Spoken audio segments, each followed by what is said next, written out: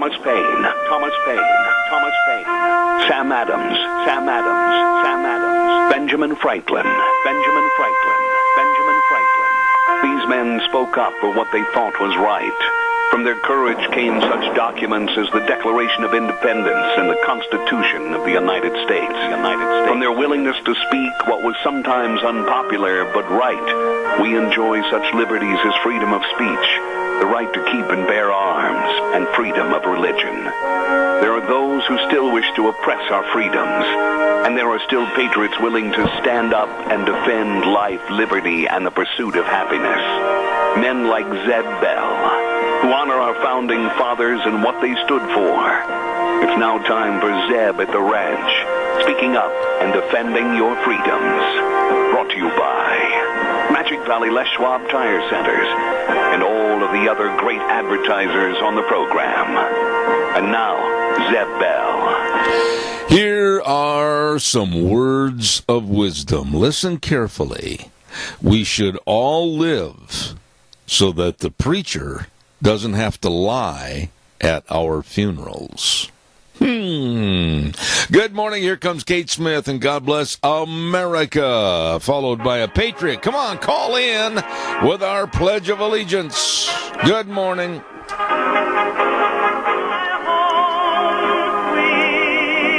And a good morning to you. Good morning, Zeb at the Ranch. I'm Zeb Bell, and along with our major sponsor, your Magic Valley Les Schwab Tire Centers, all 7 locations with a great big, huge fall tire sale going on right now. And some of our great advertisers, including Western Waste Services, always at your disposal. Call them at 734-6969. Right now, without anything else, let's go to the phone line and have our Pledge of Allegiance. Good morning. Good morning. Lorna Doone. Allegiance to the flag of the United States of America and to the republic for which it stands, one nation under God, indivisible, with liberty and justice for all. Lorna, we can always count on you. Thank you. God bless and have a beautiful day, okay? Thank you, I will. And you too. I will. Thank you very much. Hey, it's time for the weather right now, and the weather brought to you by K&R Rental at 256 South, 300 West of Heyburn. Number to call, number to remember, write down where you can find it, 678-3122. And feel free to contact them for information about all their tools and their equipment. And, man, they can deliver to the job site, and then they can come pick them up. I'm telling you, they're very, very nice people to work with. Roger and the crew at K&R Rental. Open Monday through Friday, 7 to 5:30, Saturday 7 to 2, K&R Rental. Right now, here's the weather. Here's your weather forecast as we saddle up and ride again for this Tuesday. And we're looking at some patchy fog, especially before noon. You might want to get out there and warm up your vehicles and or scrape your windshields. Other than that, burning off by noon hour, looks like sunny skies, high of 62. Tonight, clear skies, low of 35. Tomorrow, even better. Sunny skies, high of 67. Looks like mostly clear skies for tomorrow night with a low of 39. For Thursday, sunny and 60. Overnight, low of 34. Friday, sunny and 62. And sunny and 65 for Saturday.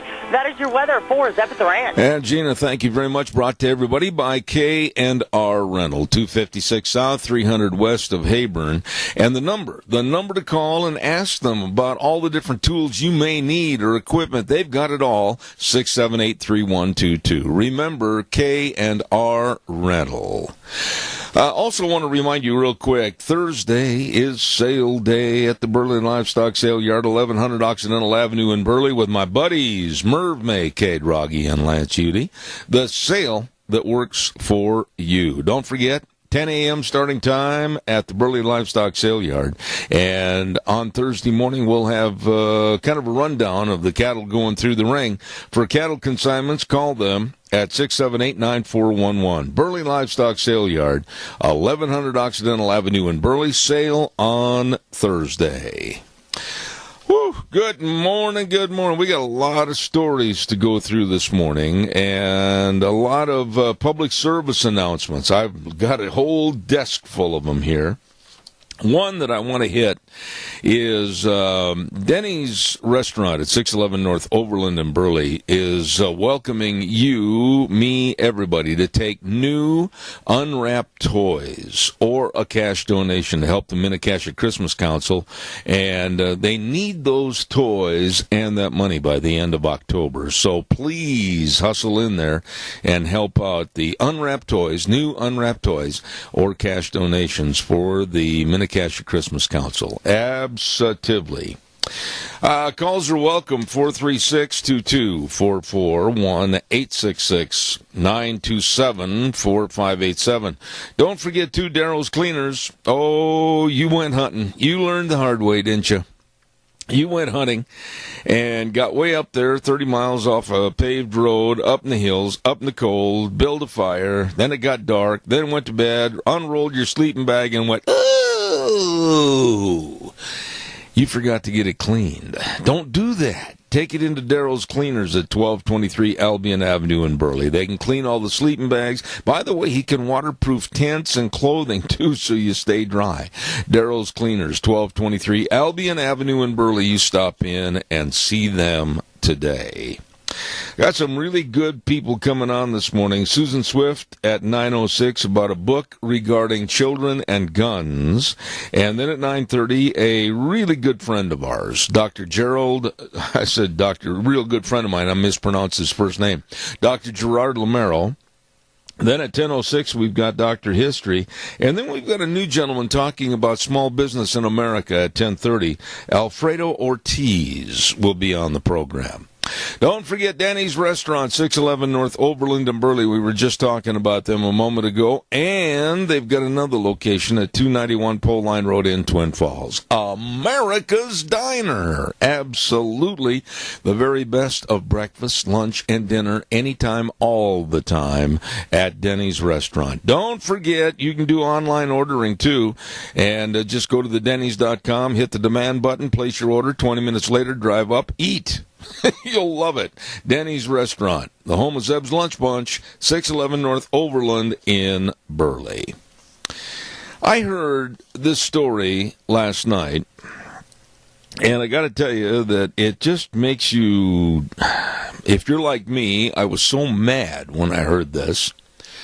The lawyers that are defending the illegal alien that walked up to Kate Steinle and her dad and a friend of the family and shot her and killed her, the lawyers are going to be proposing a accidental death defense. I'm not kidding.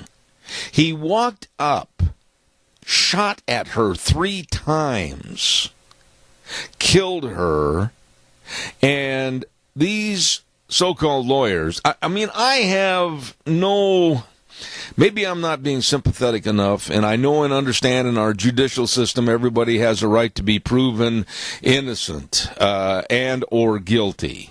You're innocent until proven guilty. But this guy, blatantly out in plain view of everybody, just killed this girl, a beautiful young girl. And they're claiming an accidental shooting. This is nothing more than a stoppage of the law to where this guy should have been absolutely, with all the eyewitnesses, everything else, sentenced to an early death sentence. An illegal alien that had been arrested many, many times back here in this country in the sanctuary city of San Francisco. That's problem enough right there. Kills this girl in front of her dad. And her last words, "Dad, help me." And the defense lawyers are going to call it an accidental shooting. Boy, oh boy. Ramsey Heating and Electric, don't forget 2600 Overland Avenue in Burley. The number to call, 678-0459. They open the doors 7:30 in the morning till 5, Monday through Friday. I urge you to get in there and get all your furnace filters. Oh, you know, going into the fall like we are right now, you're going to wake up in the morning and your toesies are going to hit the floor and you're going to, whoa, what happened to my furnace? Well, make sure it's running properly and efficiently for you, so be sure and stop in and see them today. Ramsey Heating and Electric, for all your heating and electrical needs. 2600 Overland Avenue in Burley, where they provide warm winters and cool summers. And my phone is going off on a call that I can't possibly take while I'm on the air, and so thank you very much. Don't forget Ramsey Heating and Electric. Come on, calls are welcome. 436-2244, 1-866-927-4587. Here's another story that I'm going to say something at the end of this story when I give you the report on this. And it may make some people upset. That's fine. But it's the way I feel. And I'm not going to hedge anything on this program. The Gold Star families of our soldiers that didn't come home except in a flag-draped casket. One of the ladies, one of the widows, was interviewed last night on television. She lost her husband in Afghanistan. I remember her, and I remember her because of the little boy. I remember the little boy dressed as a Marine. And I remember our President Donald Trump going over and really being cordial and kind to this widow and this little boy. I remember the pictures. Well, this lady came out last night and said that President Trump has been tremendously kind and helpful since that day at the funeral. Now, when you consider what's going on with LaDavid Johnson's widow, and you consider what's going on with the politicking, if you will, from the black congresswoman from Florida, Frederica Wilson, and you hear the slam against President Trump. You hear that Frederica Wilson saying that he was insensitive and he was absolutely rude, etc., to the widow. One has to sit there and question. Honestly, open-mindedly, you have to question. If maybe, someone or some group's checkbook spoke to the widow of LaDavid Johnson. How can there be such an extreme? And no president, I don't care if you like Trump or not, that's irrelevant. No president, no human being is going to make a call to a widow and intentionally say something disrespectful or something that is absolutely out of the norm. And I honestly will stand behind my statement that I honestly feel that there's been an involvement of a checkbook, if you will, to the widow of LaDavid Johnson to say, along with Frederica Wilson, that Donald Trump acted and spoke inappropriately. Your thoughts. Give me a call. 436-2244, 1-866-927-4587. Please, I'd like to hear from you. Well, I'm waiting for your phone calls. I want to remind you, too, we've been hitting this for the last couple of days, that Palmer L. Place is hosting a VA benefit seminar on the 26th. Now, that's just a couple of days from now at 5:30 p.m. The public is welcome. If you didn't sign up yesterday, I urge you to call. They need you to let them know on an RSVP basis, and that's 677-8212. That number again, 677-8212. Georgia Greenwell, local Minnetonka veteran service rep, will be speaking on how to apply for VA benefits. Going to be very interesting at a Palmer L. Place, a place for senior living, 1301 Bennett Street in Burley, 677-8212. Really, really nice people. Caller, I'll be right with you. Please stay with me. I also want to remind everybody about Ramsey Heating and Electric and Lennox Home Comfort Systems. Holy moly, you can get up to a $1,600 rebate on a new Lennox Home Comfort System. You want to know how?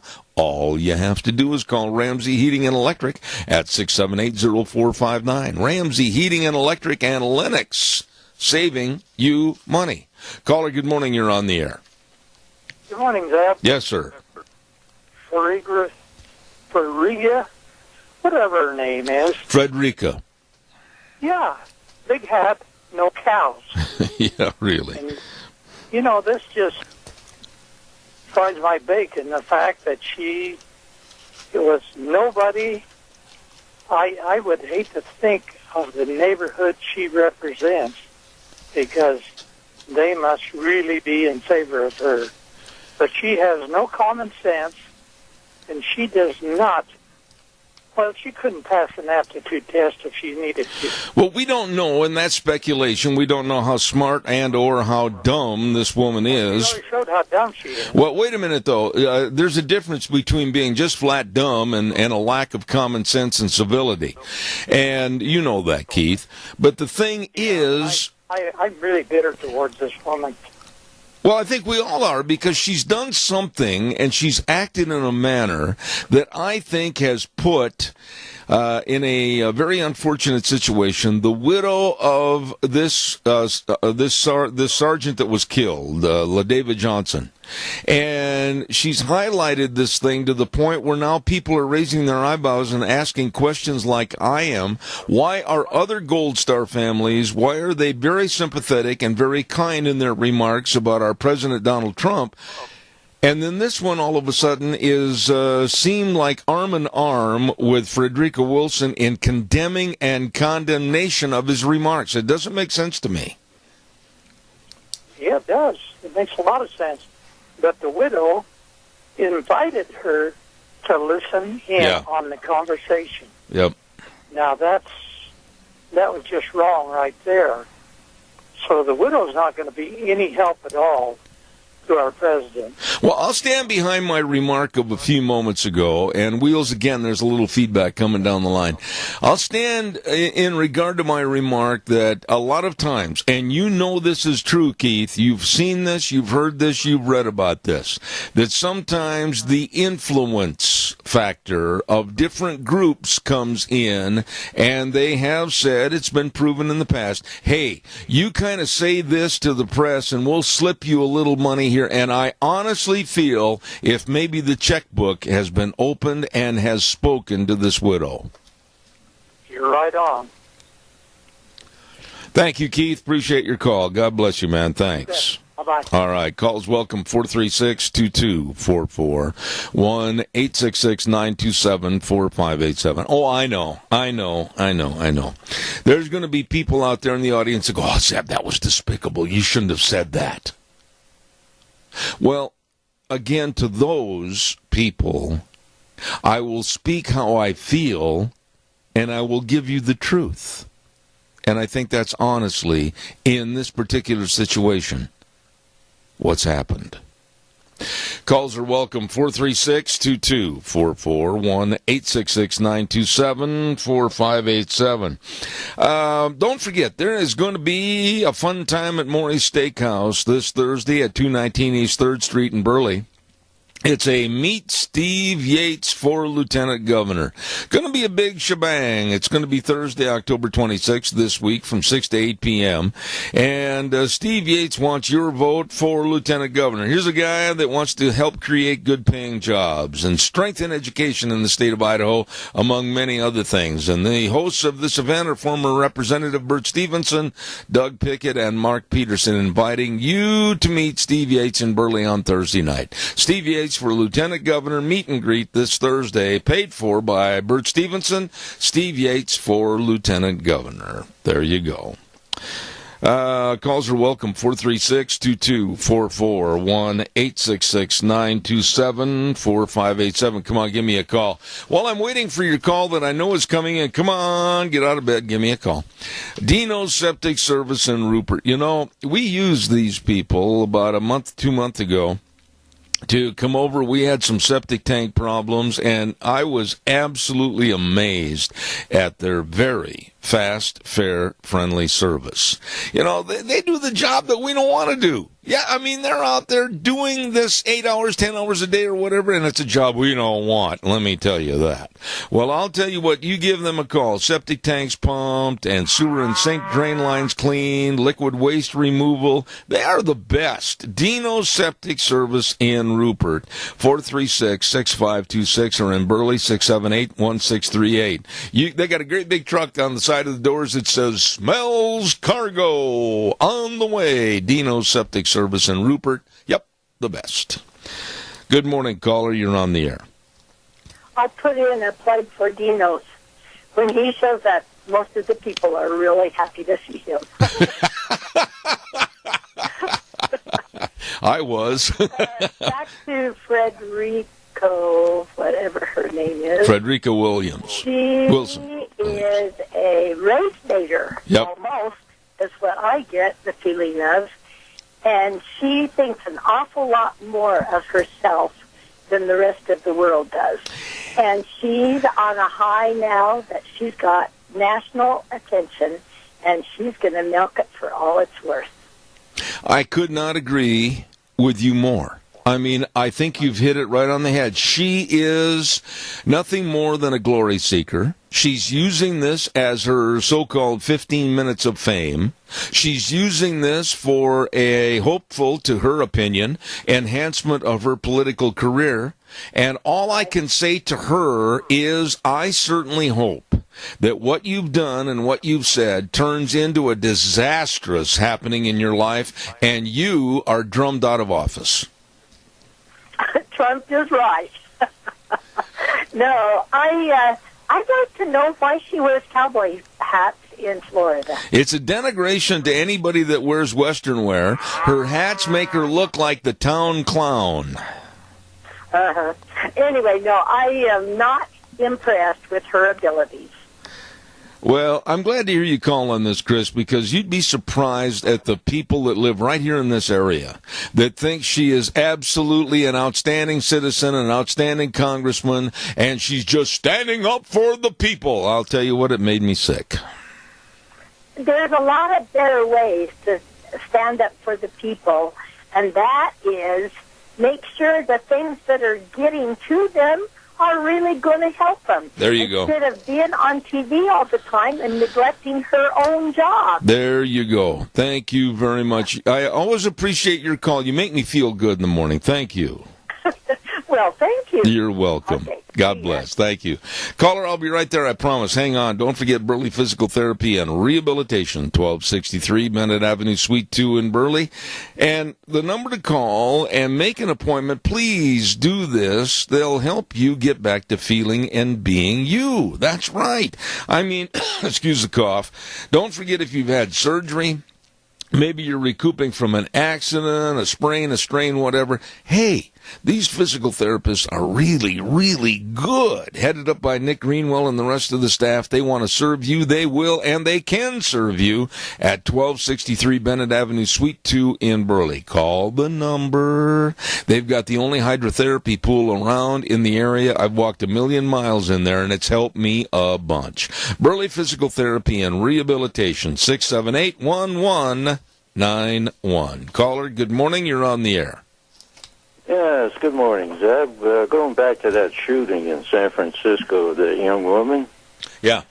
These attorneys were probably classic ambulance chasers. They've been a failure in their profession, and the only way they can get any money is to try defending somebody like this. They feel like in San Francisco there'd be enough sympathy in favor of this guy to make a big paycheck for these attorneys. I don't know, Tony. That's all speculation. I don't know what the facts and the figures are, and I do know in any case like this where they don't have the money, public defenders are appointed, etc. But you know as well as I do that an accidental shooting plea, I mean, come on. Doesn't that just turn your stomach? Oh, God. You know, the big problem we're having in this country is we've got so many different people from different countries coming into our country, and they want their own piece of our turf. And in 20 years down the road, this country would be divided into so many different nations. It's just unbelievable. This is what I see coming. Well, wait a minute, though. There was some good news in the news yesterday because President Trump signed into action the cap on refugees coming in here to the United States, capping at 45,000, which I think is a good thing, and I'll stand behind it. Well, I hope so, but unfortunately, how many of those will be on welfare, and they'll be getting free birthing, and the beat goes on and on. Well, yeah, at the taxpayer's expense. God bless you, man. How's Mary this morning? Oh, she's doing pretty good. She's hanging in there. You know her. You know, I think the word feisty qualifies for Mary, because the other morning at breakfast, I saw you kind of roll your eyes when you said that, and you kind of acted like you're afraid of her. Well, she's just one of these gals. She's a tough one. I agree with that. She's a typical pioneer woman that would have survived under all kinds of conditions in the Old West. You know, I would not argue with you. God bless you, man. Thanks so much. Okay. Thank you. I love those people. They are just really, really neat people. Man, we went to breakfast with them the other day, and Mary is so feisty. I mean, she'll just tell you exactly where that old goat ran through the garbage. I'll tell you that. Hey, Barry Equipment and Rental, sales, service, and parts. 3 locations, South Lincoln and Jerome, Addison Avenue West in Twin Falls, 159 West Highway 30 in Burley. Over there with Juan and the crew. We had Juan on the program, what was it, last week? We were talking to him a little bit, and they got a special deal on the Bobcat excavators. Negative interest. That means the interest on a machine is subtracted from the price. You better check that out. They've got all the new and used excavators over there for sale or rent, all shapes and sizes. At Barry Equipment and Rental, sales, service, and parts, they have all the equipment to get the job done, right? At Barry Equipment and Rental, Jerome, Twin Falls, and 159 West Highway 30 in Burley with the old football coach Juan and the crew. You stop over and see them today. Caller, good morning. You're on the air. Good morning. Yeah, that accidental shooting's like that story of the guy that committed suicide, stabbed himself in the back 17 times. Yeah. Doug, I don't know about you, but when I heard that last night, I thought, really, the scales of justice are coming to this? Exactly. They're making a mockery of it. Yeah. I mean, one shot, possible accident, but 3 times? Yeah. It's unbelievable to me that this young woman, and I read the story from the get-go and heard the testimony of her father and also the other family friend that was with them, and this horrendous shooting, and really, why? Ask yourself, why? Yeah, what did this young lady do to that man? Nothing. That's exactly it. So I feel the man should fry, personally. Or I'll put that in the past tense. Should have. Should have, yeah. Well, he should never have been in this country. You know, now let's just talk about that for a minute. And if somebody gets offended by this, your problem, not mine. I'm glad to see that South Carolina signed a bill yesterday that said, no more sanctuary cities in South Carolina. They're banning any and all sanctuary cities. This is a start. It is. It really is. And all a sanctuary city is, we're above the law. We do not have to follow federal law. We're on our own, but keep sending that federal money, though. Yep. I want that federal money, but we don't have to follow the law. You know, I honestly, in my lifetime, and I'm an old man now, I never thought that I would see the United States of America grant asylum and or, quote, sanctuary to people that have been lawbreakers, people that have broken the law to get here as illegal aliens, and provide a bastion or a fortress against our laws and regulations for the United States. I never thought I'd see that. I know it. It's sad what the world or what America has become, And it has become that because there are people wanting to take this country over and turn it into a third world country. Yeah. So there could be a one world government. I mean, I'm just appalled. When I heard this last night, first of all, I was very saddened because I can't even imagine what the Steinle family is going through, having that girl, beautiful girl, shot and killed for no reason whatsoever on a pier in San Francisco, and then for these lawyers to stand up and have the audacity to say, well, our client is taking the pledge of accidental shooting. Holy cow. I know it. That's sad. But on a happier note, did you see that clip on MSNBC when they were showing the prototypes of the wall? Pardon me for laughing, but it was so hilarious. I was just about ready to start eating my supper, and I almost dropped my glass of water because while this interview was going on, which was going to give condemnation to building a wall, some of the illegal aliens jumped over the wall. Exactly. One reporter said, yep, they accidentally started reporting the news. Yeah, and it was such a absolute slap in the face to the liberals that run NBC and other networks. Well, we're going to tell everybody how foolish the wall is and how dumb Donald Trump's movement for the money is. And at the same time, 3 jumped over the wall, and it absolutely mummified, if you will, those reporters. They didn't know what to do. I know. It's a wonder they let it go on air. Apparently, it was a live deal. I'm not real sure, but it was great. Doug, thank you for your call, buddy. I appreciate it. Hey, everybody, let's remember to take care of our seniors out there. Absolutely. Do what we can to help the senior centers. If you can donate. Just help them what you can. All right, Doug. Always appreciate your call. Thank you. You bet. All right. Don't forget Ramsey Heating and Electric along with Lennox Home Comfort Systems.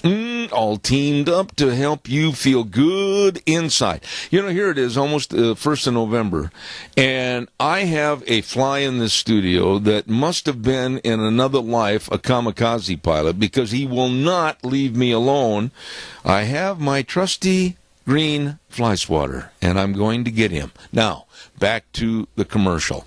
Ramsey Heating and Electric along with Lennox, and you can get up to a $1,600 rebate on a new Lennox home comfort system. All you have to do is call them at 678-0459. Ramsey Heating and Electric and Lennox, saving you money.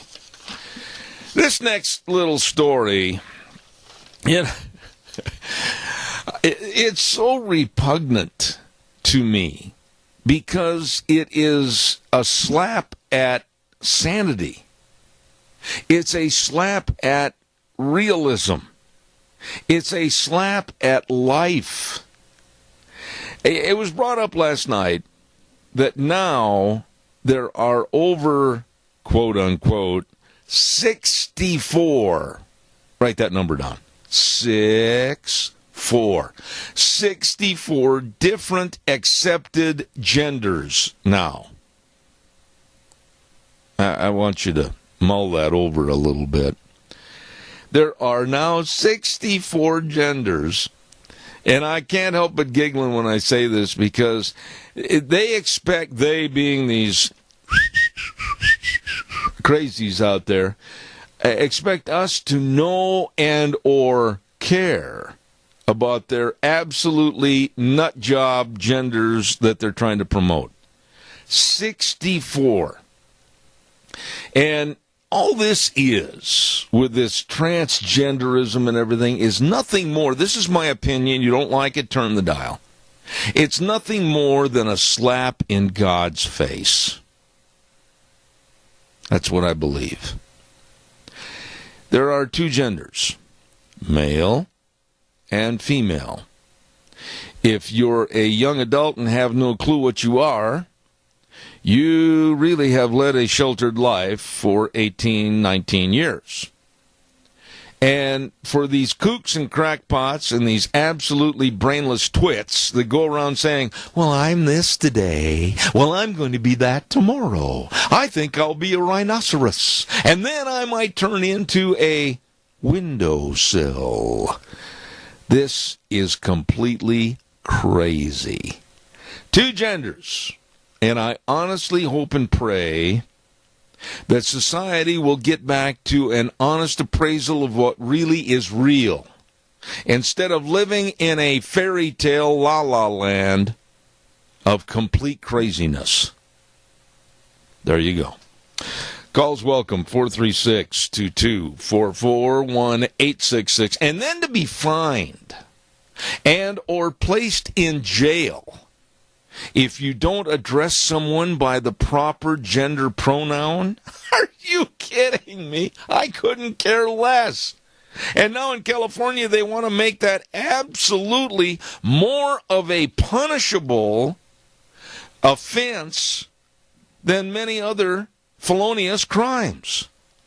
I'm telling you, folks, if you haven't noticed, the world is crazy. Don't forget, he's a good guy. This is a good guy. Re-elect John Anderson for Burley City Council for a 4-year council term. John's main goal is to keep Burley a great place to live and raise a family. Don't forget, he was mayor of Burley for 8 years and a good man, and he wants to remain working for you. He's very concerned about the city of Burley's infrastructure and about charging citizens a fair rate. John would appreciate your vote on November 7th for a 4-year council seat. Don't forget that. John Anderson for Burley City Council, paid for by John Anderson. Caller, good morning. You're on the air. Good morning. You know, Zeb, you talk about anti-God. There's one organization that was created in 1945 called the United Nations. It's been anti-God, anti-American, and anti-individual liberty, and opposes our independence. It's been going on, and you talk about not learning from history. We haven't won a war since World War II, but Gaia is the god, Earth god, worship Earth, is the god of the United Nations. Yep. In fact, at the United Nations building, there's an altar to Gaia that you can go in and worship. I'm sure some of these tribes or whatever nations go in there and actually do that.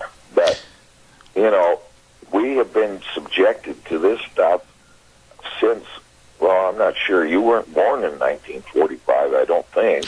No, I was born in 1947. I was born. So, Zeb, this thing's been going on our whole lifetime. Yeah. And they keep pushing more of this stuff, whether it's refugees, resettlement, yeah, whether it's Common Core, which of course is anti-God, and pro-UN, and all this kind of stuff. So I don't know what your comments are, but today we call in the John Birch Society the United Nations a day of shame, because Alger Hiss, of course, who was the first Secretary General, was later convicted as a communist spy. I mean, that kind of tells you exactly where the foundation of the UN come from. It's all about world government. It's all about destroying the independence and individuality of each of us as Americans. Agenda 21, of course, is part of that program. And so, the global warming hoax, it all comes out of the UN, folks. And we need to get past H.R. 193 to get out of the UN and move the UN to wherever communist country they want to go. I agree with that. Now, I'm going to jump in here a little bit, and you ask me my feelings. I think that we have lost sight of reality. We have lost sight of our educations. We have lost sight of our morality, and we've lost sight of our values. Anytime you sit there on a bona fide show and you talk about the idiocy of now we're accepting in a society 64 different genders, anybody from outer space that would tune us in right now would say, you people on Earth are absolutely nuts. And you know what? They're right. Adrian, I got to get a weather forecast on here. They are definitely right. And, folks, we need to get hold of Simpson and our senators to get a bill together to get us out of the UN. It's anti-American, tyrannical, and pro-communist from its very inception. Thank you very much. Thank you. Appreciate it. Really, I wonder if there were outer space aliens sailing around up there, maybe landing here occasionally. What do they think of us? You know, I mean, come on. 64 different genders, and if you refer to someone wrong, using the wrong pronoun, etc., you could be fined or put in jail. This is insane. And, you know, really, somebody told me the other day, well, you better take it serious or they'll come out. I don't care what they want to do. I'm going to be honest. I am not going to accept this filth, this garbage, and this sleaze. It's absolutely ridiculous, and it's about high time we all stood up on our back legs and looked at it for what it is. It's absolutely a joke to humanity. There. I feel better. Mount Harrison Audiology and Hearing Aids with Dr. Christine Pickup, the doctor of audiology. Boy, I tell you what, I went over there, gee whiz, how long has it been now? About over a year and a half ago or so. And had that hearing screening, and she really helped me with my right ear.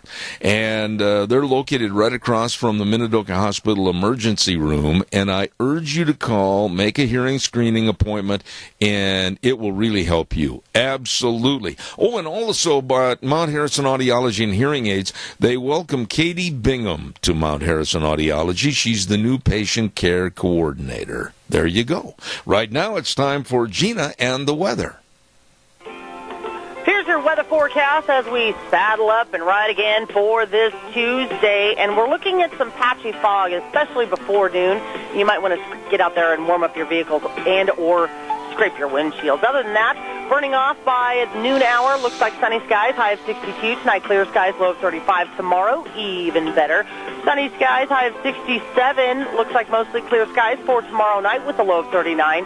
For Thursday, sunny and 60. Overnight, low of 34. Friday, sunny and 62. And sunny and 65 for Saturday. That is your weather for Zep at the Ranch. She does a great job on the weather. Thank you, Gina. Brought to everybody by Mount Harrison Audiology and Hearing Aids with the great Dr. Christine Pickup. She knows sound and hearing. Absolutely. Call for an appointment today. 312-0957. World Series starts tonight. Who are you picking, the Dodgers or the Astros? And for those out there that said, I don't really care, I don't like either of those teams, I kind of fall into your camp. But I guess if I was going to say anything, I've always been a National League kind of a guy. You know, when I was a little kid, the Braves, Milwaukee Braves, before they moved to Atlanta. And then, of course, the Chicago Cubs and everything. But, you know, I have a problem with, like, that Puig that plays for the Dodgers and some of the others, but yet I like the really hustle that the Astros have shown. So, yep, I'm going to go Astros in 6 games to win the World Series. Whether you agree with me or not, that's my pick. Astros in 6. Oh, by the way, there's a story out this morning from Pennsylvania. Now, don't think for a minute that because it's back in Pennsylvania, it can't happen to us here in the Intermountain West. It can, and it might. Some of the people back in Pennsylvania that have gone to their mailboxes have opened up the mailbox, and there's been a letter inside with a cartoon with it. And basically what the letter and the cartoon say is that you are absolutely a racist if you fly the American flag in your front lawn. What? I'm not kidding. I'm not making this up. There's been quite a few people back in Pennsylvania that fly the U.S. flag on their front lawns. And they're getting these hate mail letters and threats. And in the letters, they're saying that anyone that flies the United States flag supports racism and hate. Have we come to this? And I'm going to look over my shoulder, and I'm going to blame one person for this absolute escalation of racism and hate in this country. And I'm going to point my finger at a young, stupid athlete by the name of Colin Kaepernick. I hope you are so proud for the problem and the injuries that you've caused this country and the split and the division of people. This young man, I don't care if he ever gets a job even as a dog catcher. I don't want to see him ever put on shoulder pads again and play football and make a big, big money career. I look at him and I honestly blame him for this kind of escalation. Oh, you fly the flag, so that means you must be supportive of racism and hate in this country. Well, we're going to send you a letter. We're going to scare you. Is that what it's coming to today? I think every one of us should buy 10, 12, 15, 25, 30, I don't care how many flags, and put them all over our property. These kooks, crackpots, got to articulate, and stupid people need to be put down. This is insane to threaten Americans for putting up and displaying the American flag. I was just thinking that we put up the flag every month at Lunch Bunch at Denny's restaurant. And to use the words of Mr. T, I would pity the fool that would ever come in and criticize my Lunch Bunchers for saying the pledge, praying, and singing the national anthem with our American flag hanging proudly on the wall. I would pity the fool. Calls are welcome, 436-2244, 1-866-927-4587. I don't know what it is about the left that they think we're just going to roll over and kowtow to them and go, oh, gee, I'm sorry, I'll do it your way. Hell will freeze over first.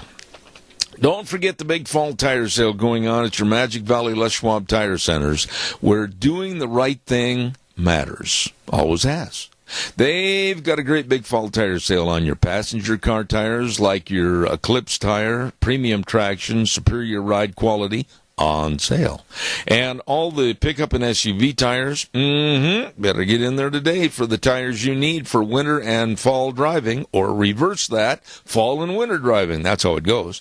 Anyway, they've got the best in brake service, front end alignment, shocks and struts, batteries, the very best. All of this and the best in service at your Magic Valley Les Schwab Tire Centers. Lane and Rupert, Dave on Blue Lakes and Twin, Mike and Buell, Mike and Jerome, the Twist family in Paul, Daniel on Poline in Twin Falls, and, of course, Randy on Overland in Burley. The best. Your Magic Valley Les Schwab Tire Centers.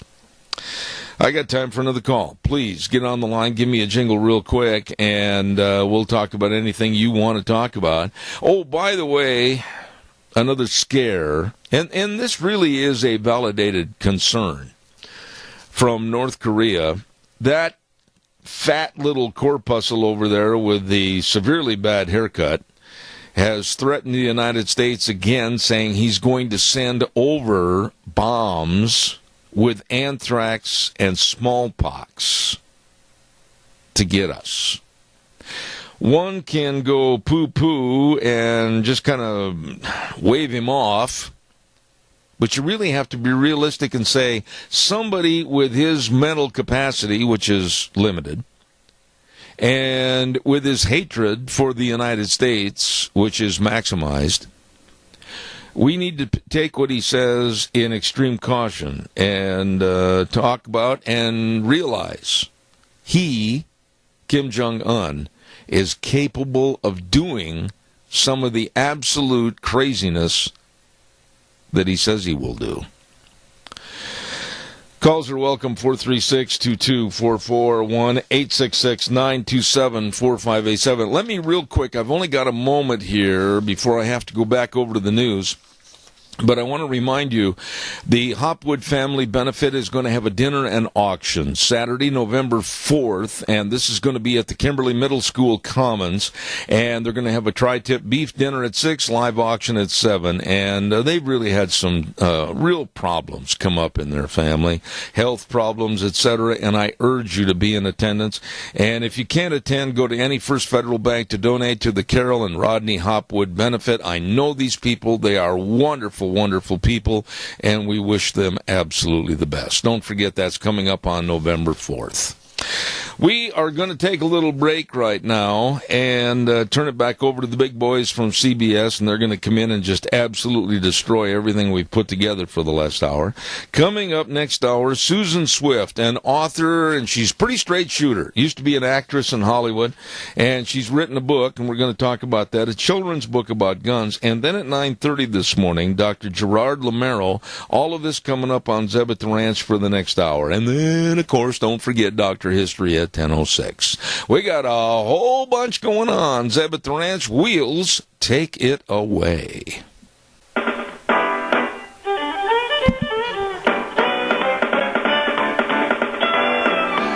Good morning and welcome back to our hour number 2. And Wheels, if you're listening and you're not talking to Deanne on the phone, the area code for our guest was wrong initially. It should be 858. Did you hear that, buddy?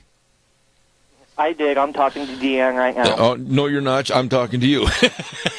All right. It's 858 for Susan Swift. Please, I forgot to get that to you. It was wrong on the first sheet.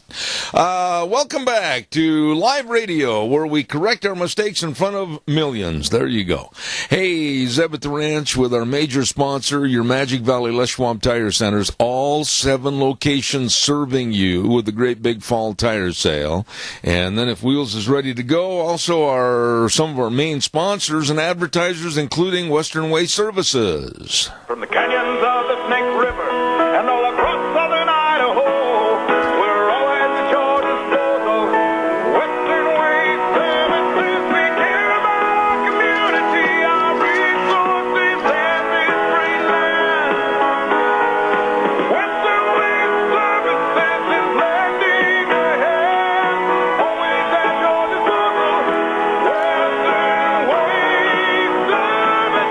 Western Way Services, it's true, always at your disposal. Oh, by the way, you having a fall party, a get-together, maybe something for Halloween, a lot of relatives coming over, whatever, the porta potties. You don't want everybody traipsing through your living room to go to the bathroom. No, you need a porta potty for harvest or whatever. They've got them all. Always at your disposal. Western Way Services, 734-6969. By the way, I mentioned this first hour. I'm going to mention it again right now. Steve Yates running for lieutenant governor. And there's going to be a meet and greet at the Maury's Steakhouse, 219 East 3rd Street in Burley on this Thursday, October 26th from 6 to 8 p.m. The hosts are my dear, dear friend, former Representative Bert Stevenson, Doug Pickett, good guy, Mark Peterson. They invite you to meet Steve Yates in Burley. He's running for lieutenant governor, and he wants to help cut government spending, fix health care, boy, that's a task, and help protect Idaho values. There you go, a meet and greet for Steve Yates for lieutenant governor this Thursday, the 26th, 6 to 8 p.m. at Maury's Steakhouse. Paid for by Bert Stevenson, Steve Yates for lieutenant governor. You know, of all the people on my program, all my advertisers, all my sponsors, I really appreciate each and every one of them. And talk about people like Joel Heward, manager, his family, and staff at Hanson Mortuary, 710 6th Street in Rupert. I have never seen Joel Heward when he's not putting a smile on his face and treating people, everybody, first class. And I remind you that when there's the passing of a loved one, call, please. They can and they will help you with all the arrangements. Always with the highest ethical standards, with unquestioned integrity. Hanson Mortuary, 710 6th Street in Rupert. The number to call, 436-5636. Well, let's see if we have this. We've had this lady on the program before, and I like her. She's done a lot of things in her life, and now she is an author of the latest book called Good Guys with Guns at Home. Good morning, Susan Swift. How are you? I am very well, Zeb. Thanks so much for having me back on. You know, I really appreciate you. You've got the backbone and the spine to look at the liberals and the lefties and say, no, this is the way it should be. Give us right up front a little bit of a synopsis, a thumbnail sketch, if you will, of your book, a pro-gun children's book called Good Guys with Guns at Home. I will. I got the idea because I don't like to see how Black Lives Matter and Antifa and all of these left-wing groups are constantly attacking the law enforcement members of our community. They want to demonize them. They want to separate us from them, and so that we always suspect that they're abusive, as though they're jackbooted thugs, and that we should not listen to them. And that automatically means, of course, the default is anyone who is arrested, particularly if they're of color, is automatically protected against any kind of treatment by the police. And they actually get preferential treatment by the police, according to the left. I mean, it's kind of ridiculous.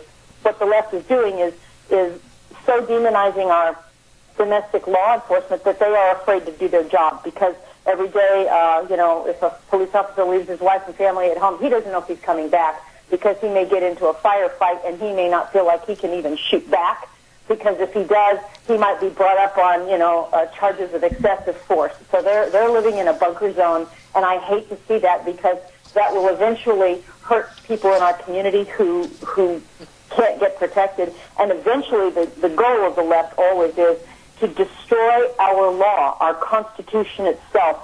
And that's how they do it, is by making us suspect the law, making us be very leery of those who enforce the law, and then they want to balkanize us and separate us into little groups. Well, how do you reverse that? Well, just like the left has done, they infiltrated education, which is now we should just call it indoctrination boot camp. That's what it is. They get kids starting as young as 2 and 3 in preschool, and they start indoctrinating with the global warming. We're going to melt the ice caps, and the polar bears are going to die. And they start with that, and they just keep on going with all of their rhetoric until once you got them through college, these kids have been, any kind of conservative values that have been taught to them by their parents have been effectively sucked right out of them. And I hate that. And so I remember how I was growing up. My mom and dad, if we saw a police officer in the store or on the street, my mom would take a minute to walk us over, and we would shake the police officer's hand, whether it was a man or a woman. We would say, thank you very much. And my mom would say, these are real heroes. They're everyday heroes. And I wanted to teach that to my children. And I realized something else, though. It's one thing if your mom and dad does that and takes you over and talks. But to an extent, parents don't have the tools. They don't have the infrastructure, if you will, to reinforce those values in their children. It's just mom saying it, right? Well, I wanted to add something to the parental arsenal, if you will, and that's my book, Good Guys with Guns at Home, because it's a simple book geared toward preschool and a little bit older, up to about, 8, 9, and it shows very simple, whimsical, friendly pictures of police officers, sheriffs, SWAT, National Guard, and the weapons they use to protect and serve us. So we'll have a service pistol. We'll have an M4. We have a shotgun. We even have a taser in there. And so that people can show, parents especially, can show this to their children, and the children can just look at that and very silently absorb it and enjoy it. And it's not a lecture from mom or dad, and you can kind of enjoy the pictures, and you don't feel like you're being bad for looking at the pictures and saying, wow, these are neat guns. These are kind of cool. And I just wanted children to be very comfortable with the fact that there are mommies and daddies, there are families all around who protect us and help us, and they use guns to do it. And they're called police and sheriff and National Guard. They're everyday heroes. They're you and me, and they protect us. Absolutely. Susan, let me ask you, are you on a speakerphone right now? I'm on my cell phone. Oh, okay. So, you want me to take you off of it? Well, no, I was just kind of worried. You've got such a beautiful voice, and it was kind of echoing a little bit, and I wanted to make sure that we didn't miss anything. Let me ask you this. The book, Good Guys with Guns at Home. Naturally, the liberal left, why they're going to start gnashing their teeth and tearing out their hair. Oh, this is terrible. We can't have this kind of a book. What about acceptance? I sure hope so. I just love tweaking and irritating liberals every day. I just wake up to enjoy irritating liberals. What about the fact, is it going into school systems? Can kids take it into school systems? What about that aspect of it? I would love a child to take it into their school. That would be fabulous. I would love to get it in every school across America as part of their little school library to honor police and those who serve and protect us. I would love that. I don't think I'm going to get a whole lot of help from the teachers union, though. I think it's going to have to be parents. I think if parents want the book and want to get it into their schools, I think they're going to have to make it happen, because I just can't see people in public school racing to Amazon to buy a copy of my book to put in their school library. Can you? I mean, really? No, and I'll tell you something, Susan. My biggest concern right now, and I mean this with all seriousness, after what happened in Las Vegas, and still I'm amazed, and I mean this when I say it to you, that all the facts and the motives and everything else haven't come out about that horrendous shooting in Las Vegas. But you, above anybody else, would know more about the assault on the Second Amendment. What do you think's going to happen in this country, let's say over the next 3 to 4 months, with the gun grabbers? Well, as we saw, the sulfur in the air, the gun smoke in the air hadn't even dissipated before we had liberals just screaming about gun control. This time it's bump stock. So that's the buzzword. Well, gee, what's a bump stock? It's kind of like a fancy handle that goes on the back of the gun that it can allow the semi-automatic part of the rifle to become automatic. But the silly thing is that most people don't realize, okay, a semi-automatic, if you're using your finger to kind of pull the trigger each time, that's because it doesn't fire automatically. You can't just hold it down. Okay, so maybe you can get off 30 rounds, a clip. Maybe you can get 30 rounds off in, 5 or 6 seconds, pulling the trigger each time. A bump stock, if you add that on, and so that it would make the pulling of the trigger unnecessary, okay, so you can go through the same 30 rounds in 4 seconds. It's not that big of a deal as far as how many bullets you can shoot, and it also decreases your accuracy. It kind of makes it more of a spray and less accurate. In this case, of course, with Las Vegas, the evil psycho man, crazy guy, he didn't care who he was shooting at. He just wanted to shoot a bunch of people, so that's why the bump stock became the focus of the liberals, because they want to say, well, without the bump stock, more people would have survived. You don't know that, first of all, but the point is that they, just like they're targeting bullets, they tried to want to register you if you go to buy bullets. They want every part and every aspect of a gun to be controlled and registered, because their goal is population control. Just like in the 30s in Nazi Germany, what do they do first? They confiscate the weapons so that people cannot defend themselves against tyranny. And the left is very clever at using tragedies of evil or psychotic episodes like this man, right? And they capitalize that and twist it and turn it so that what they're trying to get you to do is give up your freedom for security, for safety. That's always the trade-off. That's how they bargain with you. Is, well, if you want to be healthy, we'll give you health insurance. You'll be safe. You'll have health insurance. Just give up your freedom and we'll give you Obamacare, right?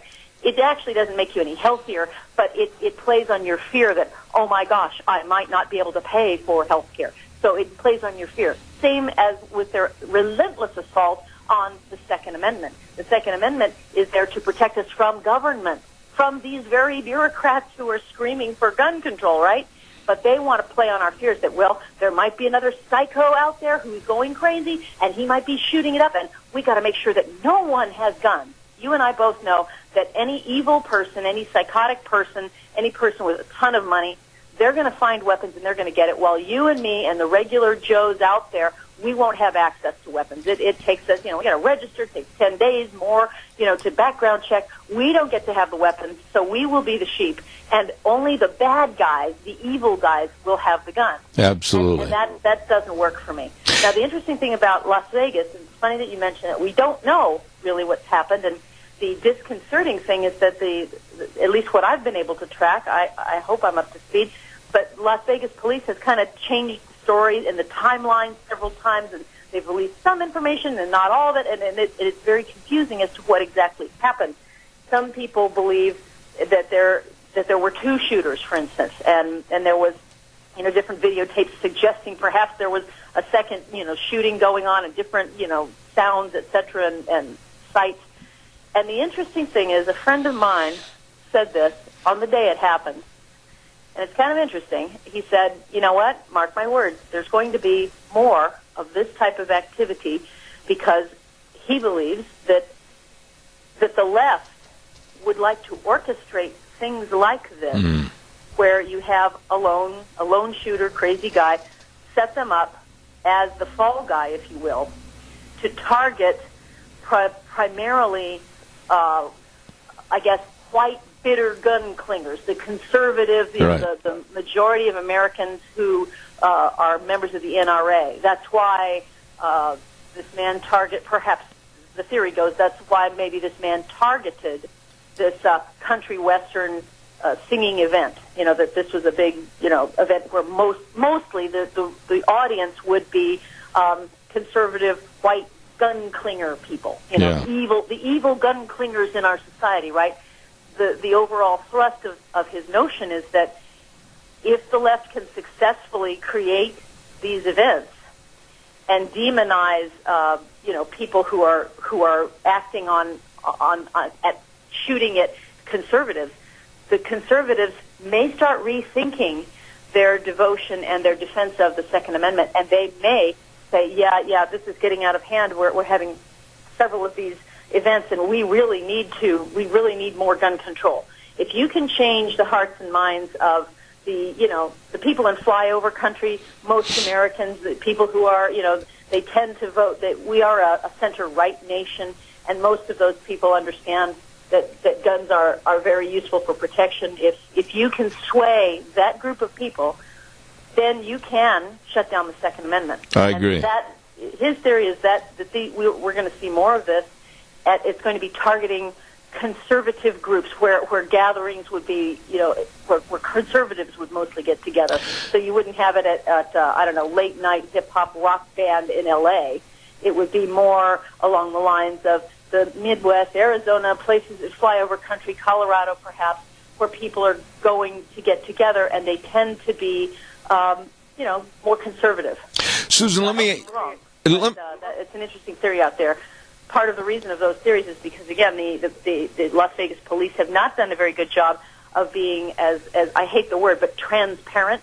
So it's given rise to different theories, and it's making people uncomfortable. I think that is all part of it will work to the liberals' advantage to be able to continue that drumbeat and say, well, we don't know what happened, we don't know why he did it, he was rich, there was no reason for him to do this, and he, it could happen again any time. I think liberals would be, actually, it sounds mean to say it, but I've seen them tweet and post things on Facebook. They were actually saying things like, I hope all of these people die. Yeah. They're really actually wishing that more people were shot. And it's a sick thing to wish that on anybody, especially for their political ideology. So I hope that is wrong. I hope that this guy was just truly a crackpot weirdo, and that it's not part of a grander scheme. Susan, let me ask you one final thought here this morning. I got about 4 minutes maximum left on this segment. But you're a mom of 7, a lawyer, writer, former actress, everything. You've been out in front of the public. But now what kind of ramifications or repercussions have you suffered or heard or seen since you wrote this book? Well, I'll tell you the positive thing. There's a little girl named Mia, she's 3, and she so loves this book that she insists that her dad read it to her every night as a bedtime story. I kid you not. They shared it with me on Facebook. They've shared pictures. She was so excited that she loves to see this book every night for bedtime. So I've gotten very, very positive results from children who've seen the book. There are some, of course, some more liberal people who, while they're still very polite, they don't support this at all, and they think that it's wrong. I haven't been overtly attacked yet, but I expect it. I know in other parts of my life, because I have 7 children, I've been called a breeder and other really rude things. Because, how should I dare have more than the requisite 2.5 children? So I know they won't hold back once they start seeing this book in schools or in little people's hands, because it's almost like bringing the Bible to school. If you're going to bring Good Guys with Guns at Home to school as a little child, that's almost a Bible. That's a gun Bible, really, for a child. And I wouldn't be surprised if teachers start having real problems with it. Well, let me ask you. I hope they do. I really hope they do. Susan, let's talk a little bit about the book and where it is as far as sales are concerned, and tell my audience, how can they obtain a copy and they be the judge by reading the book and finding out more about it? Where can they get it? Well, they can find it on Amazon. Just go to Amazon, and it's Good Guys with Guns at Home. There's also a second book that's just come out as well, which is Good Guys with Guns Abroad, which honors our military. And I got that out in time for, Veterans Day coming up. And it talks about, the Army, the Coast Guard, the Navy, the Air Force, the Marines, and it has pictures of each of their weapons as well. So both of those books, Good Guys with Guns at Home and Good Guys with Guns Abroad, are on Amazon. They can also go through my website if they'd like. My website is susanswift.net, and there's a button there, and you can see the books right there and order through the website, which will connect you through to Amazon. So it's all through Amazon. All right. Well, Susan, again, you've been here before, and I want to say thank you for taking the time to come on the program this morning. God's blessings to you, and come back again in the future. I'll have more questions for you. Thanks so much, Zeb, and God bless America. There you go. Susan Swift, I really enjoy her. Lawyer, writer, and the author of this new book, Good Guys with Guns at Home. Thank you very, very much. Right now, we're going to do some paying of commercials, and we got to get that in here real quick, and then we're going to have our next guest on the phone. Don't forget Ark Animal Hospital. Hello, Dr. Bill and the crew over at Ark Animal Hospital. They really care. They really, really care about your animals. I don't care if it's a little kitty cat or if it's a bunch of milk cows, roping steers, horses, whatever. It's a mixed animal practice, meaning big or small. They love them all. At Ark Animal Hospital, 750 21st Street, near Connection Credit Union in Heyburn. Now, the number to call is 678-1177. That number again, 678-1177. And it's really true. Their tagline is, we have warm hearts for cold noses. Get a hold of them today, Ark Animal Hospital in Heyburn. Don't forget, too, our friends at Ramsey Heating and Electric, along with Lennox Home Comfort Systems. They can make you feel good on the inside of your home with indoor comfort, and you might be able to get up to a $1,600 rebate on a new Lennox Home Comfort System. All you need to do is call Ramsey Heating and Electric today at 678-0459. Excuse me, 678-0459. Ramsey Heating and Electric and Lennox, serving you. Really, really good people. I've got another little public service here I want to get on here real quick, and then we'll get our guest here momentarily. I want to remind everybody about the Rupert Square Trunk or Treat. It's going to be on Halloween, October 31st on the square in Rupert, 6:30 to 9:30 p.m., providing a safe and family-friendly environment for the community's children to go and enjoy Halloween festivities. The square will be filled with cars, and their trunks will be open for your children to fill their baskets with all kinds of goodies. For donations or to participate, call 434-2757 or 312-2785. Rupert Square, Trunk or Treat. Going to be a lot of fun. By the way, don't forget our friends at Lee's Furniture, Floors, and More. Hello, Jeff and the rest of the crew over there. Jeff Bronson, super sales staff over there at Lee's Furniture, Floors, and More. Great big harvest sale going on right now. Don't miss it. 0 down, 0 interest on 15 months on approved credit. Holy cow! 40% off. All furniture, mattresses, dining sets, motion furniture, bedroom groups, and more. Whoa! You better get in there today and save money and really improve the interior of your home with this great big harvest sale at Lee's Furniture, Floors, and More. Jeff Bronson heads up the whole crew over there. Super nice people. 40% off. Harvest sale. Lee's Furniture, Floors, and More, 459 Overland in Burley. You stop in and see them today.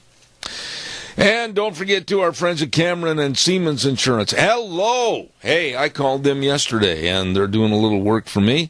Life insurance, health insurance, retirement planning, employee benefits, all of this and more with Cameron and Siemens Insurance, Highway 24 in Rupert. The number to remember, write it down, give them a call, 436-4424.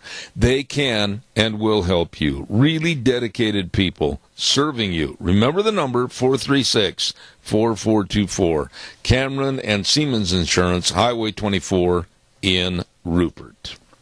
One of the things that absolutely bothers Deanne and I is that we have not had the opportunity to get up in the hills as much as we wanted to this fall. We got the four-wheelers all gassed and ready to go in no time. Well, don't let that stop you. And if you don't have a four-wheeler, wow, you better get over to Let's Ride. 270 Highway 24 between Rupert and the World, and easy to find. Great big showroom. I don't know how they crammed all the four-wheelers and the new 2018 snowmobiles and the side-by-sides, everything in there, along with a huge accessory department. Stop over and see my friends today at Let's Ride. And don't forget, too, they've got a great, great service department to keep you running right here in the great Idaho outdoors. Let's Ride, where the fun is sold. You get over and see those good folks today. Right now, we're going to go to the phone line, and I'm very, very privileged to have this man as a friend of this program, and we hope his health is doing great. Good morning, Dr. Gerard Lamero. How are you? I am doing fantastically well. I always love talking to you. You are a great American. You know, Doctor, I just absolutely hope and pray all goes well for you. I know you went through a little tough time there for a while, but your insight as to what's going on politically means a lot to this program. You came right out and said before the election that Trump will win the presidency, and you made a lot of my listeners sit up and take notice. Now I'm going to ask you, can the Trump administration make any headway when he's not only got to overcome the Democrats, but now he's got to overcome some of the establishment in his own party? Well, I think the answer is yes, resoundingly yes. He is a tough guy. People who get on the wrong side of him don't like his tweets and that, like Senator Bob Corker today, not too happy with the president's tweets. But that's the way he treats people that attack him. He attacks back. He's a fighter, and that. But I'll tell you, in terms of accomplishing things, it's amazing. The stock exchange hit a new high today. It's already had so many highs. It's been really, going up since the election. It continues. He has cut regulations. The net number of new regulations, I think, is 0. That means, they might have added a couple here and there, but they eliminated so many, the net is 0. The economy is up to a GDP of 3%, and it seems to be growing. I've seen something lately in Colorado I haven't seen in a while, and that are job fairs, where they're having fairs looking for people to hire. That's how good the hiring is getting, because people are optimistic. And speaking of optimism, Americans are more optimistic than they've been in years and years under Donald Trump. So the economy's coming back. He's shut down a lot of the illegals getting across the border, even though the liberal judges appointed by Obama and Carter don't want to help him. But he's still moving ahead, in protecting our nation. He's also rebuilding the military. He's doing a great job. A one-man show, since he doesn't have a lot of help from Congress, but he's doing a great job. Let me ask you this, Doctor. Mitch McConnell, Ryan, and some of the others that have been, I think, too long in their positions, and the so-called establishment, what about the American public? Are they seeing through this old false front building in the Old West and seeing that McConnell, maybe it's time to go, and some of the others? What do you hear? Well, I'll tell you what I think.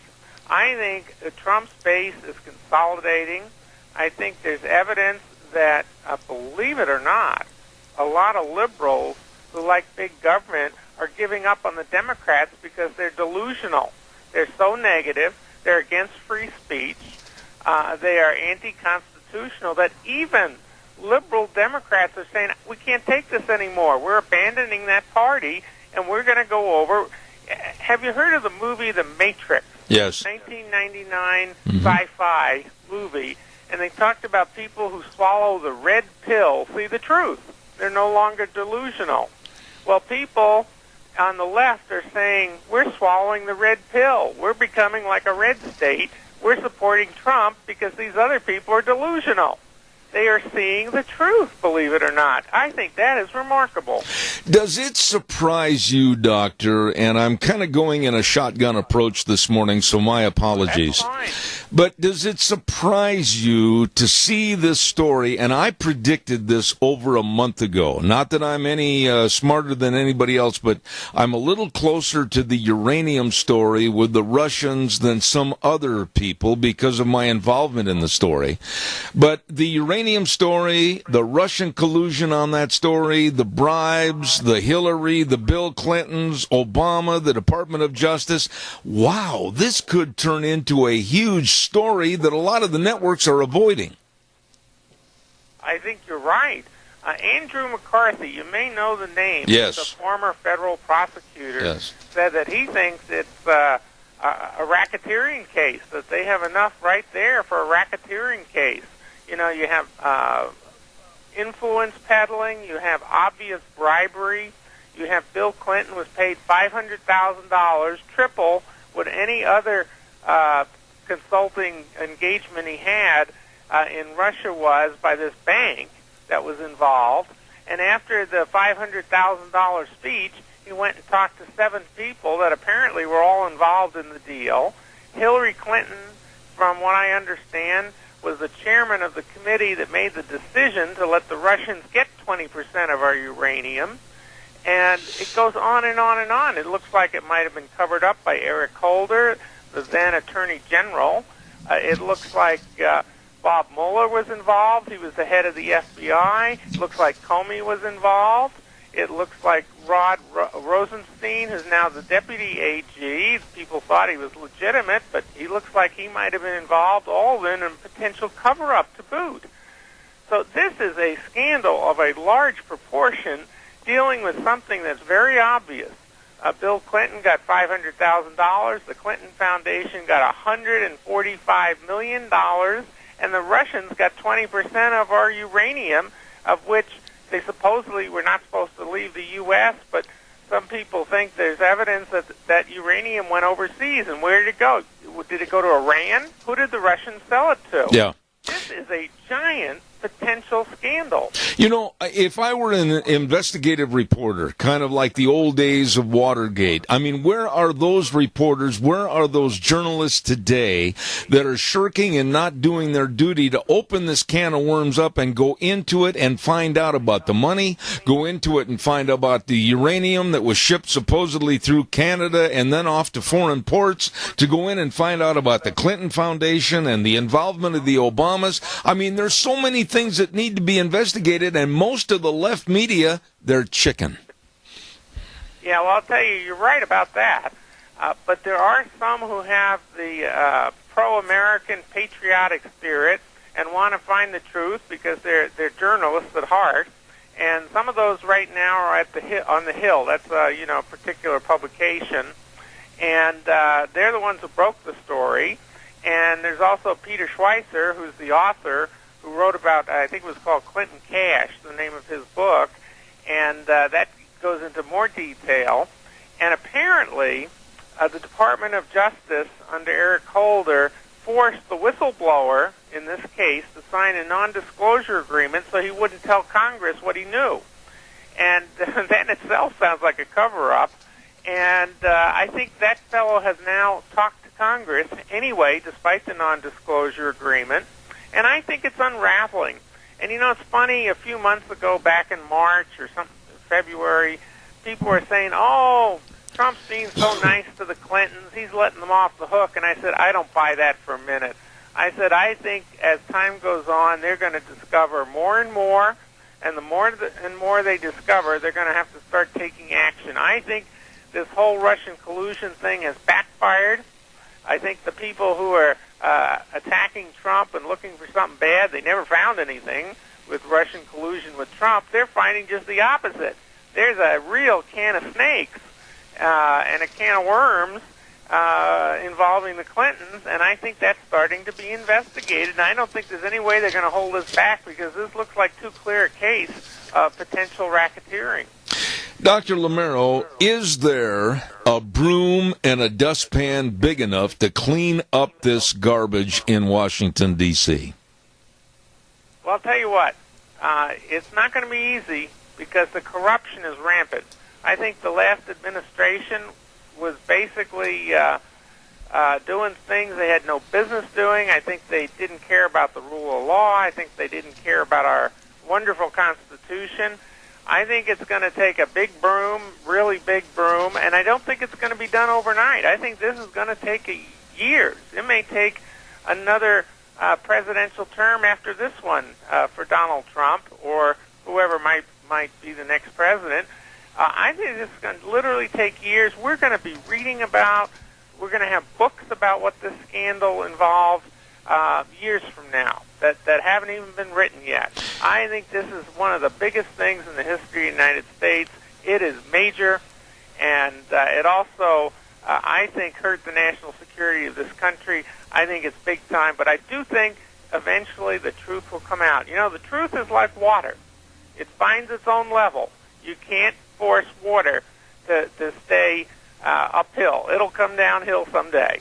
Let me ask you this, sir. There are so many things in the news today of people and countries and governments that want to see us resort to a lower status and take on even a third world status, if you will. And then we talk about the North Koreans with Kim Jong-un and the threats, and I'm not going to dismiss them as idle threats. For some reason, he wants to do all he can to invoke a nuclear war. This morning, coming out with statements about possibly having bombs with anthrax and smallpox. What are your thoughts about North Korea, and what would you do if you were Trump? I think I'd do exactly what he's doing. You know, we found out yesterday that the B-52 force is going to go to 24-hour alert. In other words, they're going to be ready to roll down the runways. They're going to keep them apparently at the end of the runways, and they're ready to roll literally on a moment's notice. And so I think, the bombers, the B-1B2s, the B-1Bs in Guam and that, they're no longer going to be just sitting there in a hangar. You know, I think they're going to be ready to move at any moment. We've got the Ronald Reagan out there doing different maneuvers. We're doing test runs. I think we're getting ready to protect ourselves, because we no longer can sit back and sleep, because this guy, we know that he has targeted San Diego. We know he's targeted Guam. We know that the missiles now apparently can, and these can be nuclear tipped too, can reach major cities like Chicago, Los Angeles, San Francisco. Now, I know a lot of conservatives wouldn't mind maybe having one less liberal city, but nobody really wants anything to happen to those cities either, even if they are a little liberal. But you know what I'm saying. Absolutely. 100 kiloton nuclear weapon that he apparently has now, that's bigger than anything we've ever seen blow up, And if that hits Chicago, you wipe out an entire city. That's right. One blow. That's right. We have to be alert. We cannot take a chance Believe it or not, recently there was a little tiny story about Vandenberg Air Force Base and launching something. I think that was an opera. They didn't say what it was. It's secret. But just my guess is that that's the kind of thing they did before the Iraq War. And it's the kind of thing where you put an operational command and control satellite right above your target. So it wouldn't surprise me if there's a satellite floating around right near North Korea, just prepared. If they send something up, it may be shot down right away. Let me ask you this, Dr. Lamero, and I've given this a lot of thought over the last couple of days. Ever since we had the big flap, and it was, involving Congresswoman Frederica Wilson, and, of course, the very sad story of the widow of LaDavid Johnson over in Niger. Let me say this to you and then see how you'd respond. I listened last night intently to another Gold Star wife that lost her husband not too long ago in Afghanistan, and I saw President Trump very, very cordial, very, very kind, and the young son wearing a Marine uniform. There's pictures of that and how President Trump went over and tried to console the family. And then I hear the widow of LaDavid Johnson, and a complete contrast of President Trump supposedly was rude to her, etc., and then played by the Democrats. What are your thoughts about what's going on here? Well, first off, let me just update the story with what we heard yesterday, and that is from the widow herself, who was apparently complaining about Trump. She said that she thought the worst thing that he said was he didn't remember her name, and Donald Trump, or President Trump, said he did remember the person's name, the fallen soldier. But I personally, there are some people that are literally just against anything Trump says, and they try to spin everything negatively. So if he says X, Y, Z, they say that's negative X, Y, Z. And I think that's what it is. I think they're just anti-Trumpers, and I'm sorry they don't agree with him, but I'll tell you, in terms of him supporting the military, I think he's one of the strongest supporters we've had in years. The economy, like you stated in the opening, is absolutely ready to take off from the starting blocks and win the 100-yard dash. And I think after reading all about his tax cuts and the 4 new tax divisions, that would be the biggest asset and a shot in the arm for the American public and small business owners. What are your thoughts? Well, I think it's good. I think it's a good down payment.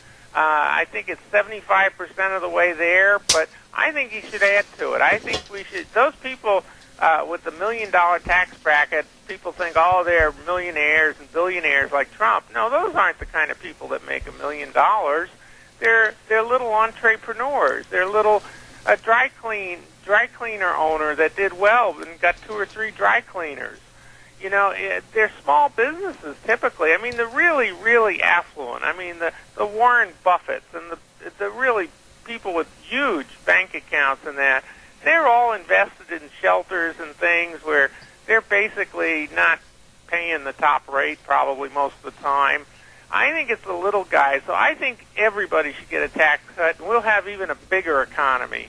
I don't think we should just pick and choose winners. I think we should let every American participate, keep more of their money, invest more of their money, spend more of their money, and boy, the economy does great. So I'd say Trump is trying to do the best he can with a Congress that's somewhat hostile to him, a little bit less so with tax reform, but I don't think they go far enough. I think they're adopting too many Democrat ideas, and they should go 100% of the way and really turn this economy into a roaring engine that you haven't seen in years.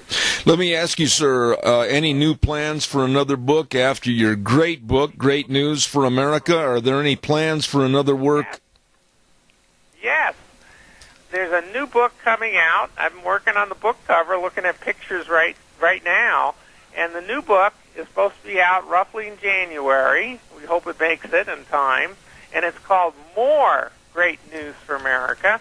And you remember the Great News for America was all about 2016, the historic presidential election, and all the things I thought would happen.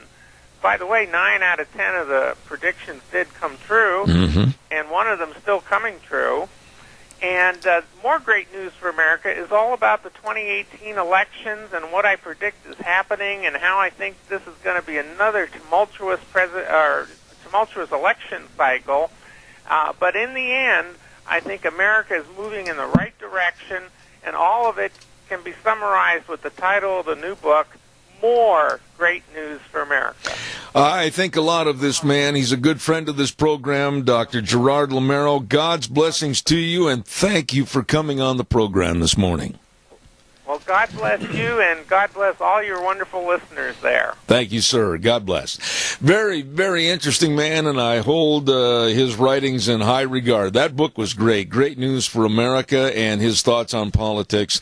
Dr. Gerard Lamero.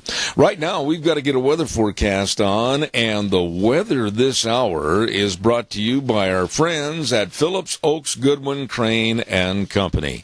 CPAs that have been serving the Minnecash area for well over 50 years, with the best of tax return preparation, tax planning, bookkeeping services, retirement planning. And don't forget, it's about time to get all your 1099s and W-2s out, and tax planning for the end of the year. Call them today. 2 offices, one in Burley, one in Rupert. Phillips Oaks Goodwin Crane and Company. And right now, here's the weather. Here's your weather forecast as we saddle up and ride again for this Tuesday. And we're looking at some patchy fog, especially before noon. You might want to get out there and warm up your vehicles and or scrape your windshields. Other than that, burning off by noon hour. Looks like sunny skies, high of 62. Tonight, clear skies, low of 35. Tomorrow, even better. Sunny skies, high of 67. Looks like mostly clear skies for tomorrow night with a low of 39. For Thursday, sunny and 60. Overnight low of 34. Friday, sunny and 62. And sunny and 65 for Saturday. That is your weather for Zep at the Ranch.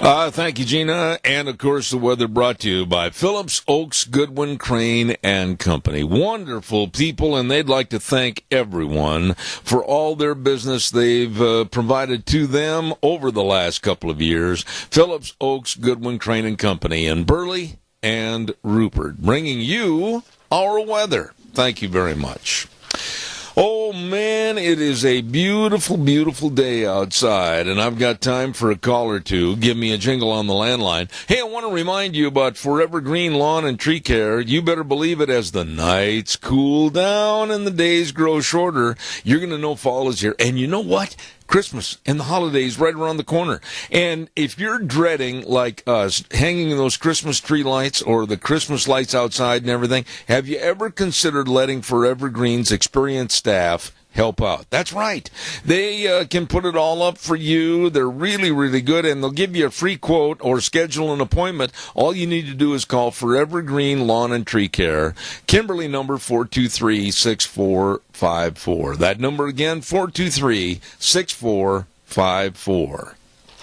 Nice people there. Hey, by the way, too, talking about nice people, I want to mention to you, while I have a chance, our friends at Autumn Haven. Absolutely, we've been talking about them on our program for a long, long time, and I urge you to give them a call or stop over and see them at Autumn Haven Assisted Living Center at 924 Christian Way in Rupert. Now, the number to call, just drop by, see them, or give them a call, ask questions, 436-3200. They are the only locally owned and operated assisted living facility in the Minnecash area, and they'd welcome you to come by. And by the way, on Halloween, why don't you take the kids over there and go trick-or-treating? The residents over there at Autumn Haven would just really enjoy seeing your children. You know what? They're small compared to some, but with a bigger heart than most. Autumn Haven Assisted Living Center, 924 Christian Way in Rupert. Number again, 436-3200. All right, come on, folks. Give me a call, 436-2244, 1-866-927-4587. You know, I was sitting there last night, I got to tell you this, and I was going to watch the Monday Night Football game. And the only reason I was going to watch the Monday Night Football game was, first and foremost, I wanted to see what happened during the national anthem. I did not see the national anthem. Evidently, it was covered up again by commercials. I do know that there is a plan, and I was sent this information, that there is proposed a national total boycott of the National Football League planned for Sunday, November 12th, Veterans Day weekend. And there's been a major calling to boycott the games if you're a ticket holder, boycott the telecast if you're sitting at home watching it on TV. And I got to tell you, I am one of these people that is going to boycott the NFL, have been boycotting the NFL because I don't like the attitude of the players. Somebody asked me yesterday on a phone call, well, Zeb, how much actually do these NFL players make?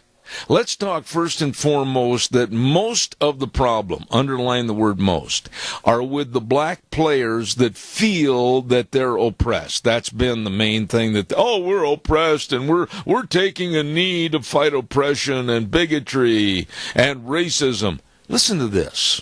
I did a little research on this.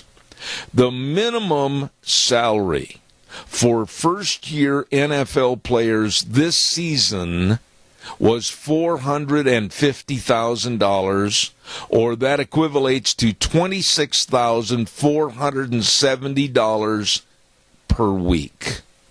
Then you go to the stars, the big names, like some that have signed 5-year contracts. One in particular I'm thinking of signed a recent 5-year, $140 million contract. That is $28 million a year, or $1,750,000 per game. Or go to some of the linemen's contract and defensive players' contracts, 3 years, $90 million, $30 million per year, or $1,875,000 per game. How dare they sit there or kneel there and yell oppression?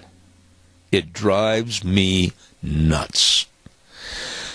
We're going to take a little break and come back with Dr. History at 10:06 this morning. Thank you for all your comments. Thank you for tuning in. Zeb at the Ranch, and right now we're going to send it back over to Wheels, and we'll have the CBS News coming up next. Thank you. Oh, here we go. Hour number 3 on a beautiful day. I mean, you got to put a smile on your face. What kind of a book is that? That's bigger than the desk, for heaven's sakes. Dr. History is here in just a few minutes. Don't forget Zeb at the Ranch, brought to you by our major sponsor, your Magic Valley Les Schwab Tire Centers, all 7 locations, and a great big fall tire sale going on right now. And along with some of our great advertisers like Western Way Services, always at your disposal. Call them at 734-6969.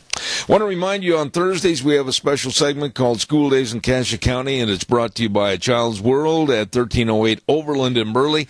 All the children's clothing and the baby furniture, and of course the scrubs and the cribs and the top-rated #1 car seat by Chico. All of this and more at A Child's World, 1308 Overland in Burley, along with the Ambulatory Surgery Center at 1344 Highland Avenue, Suite E in Burley, and of course saving you money on life-saving colonoscopies, carpal tunnel hand surgery, much more. Call, get the information today at 677-8888. Ambulatory Surgery Center and A Child's World, bringing you School Days in Cassia County. By the way, don't forget what's going on Thursday night this week, and of course it's going to be a meet and greet for Steve Yates running for Lieutenant Governor. This is going to be Thursday night, October 26th from 6 to 8 p.m., and it's going to be at Maury's Steakhouse, 219 East 3rd Street in Burley. Hosted by former Representative Bert Stevenson, Doug Pickett, and Mark Peterson, inviting you to come on down and meet Steve Yates for Lieutenant Governor that would like to see a fix of health care, protecting Idaho values, and defending the Second Amendment. Don't forget, meet and greet for Steve Yates for Lieutenant Governor coming up this Thursday, paid for by Bert Stevenson, Steve Yates for Lieutenant Governor. It's time for Dr. History, and into the studio he rides on his great big white stallion. Good morning. Good morning, Zeb. How are you? I almost needed help hauling this book in here today. You know, that's the biggest book I've ever seen. Hold that up once if it doesn't give you a hernia. Well, look at that. Holy mac. Who wrote that book? I found this in an antique store in Los Angeles a few weeks ago. No kidding. I always look for books that I can use on this show. Let me see the front cover. It says Snake River Country by Bill, what is that, Gullick? Something like that, okay. yeah. All right. Holy smoke. Well, what are we going to talk about today in Snake River Country? Well, I guess maybe that gave it away, didn't it? Do you want a couple of people to come in and help you hold that book? You know, we talked about the Missouri River last week. Yeah. And when you think about the rivers of the West, the Mississippi, the Missouri, and the Snake and the Columbia have got to be at the top. So I'm going to show you a map right here. Okay. Okay, because last week you asked me about the origins of the Snake River. Yeah. Okay, so look right over here in Yellowstone National Park. I'm going to make you hold that book up a little higher. Okay, here's Jackson Hole. Gotcha. Okay, Jackson Lake. Yeah. So from Yellowstone National Park, it goes south, and then it kind of comes back up north towards Fort Hall in Idaho.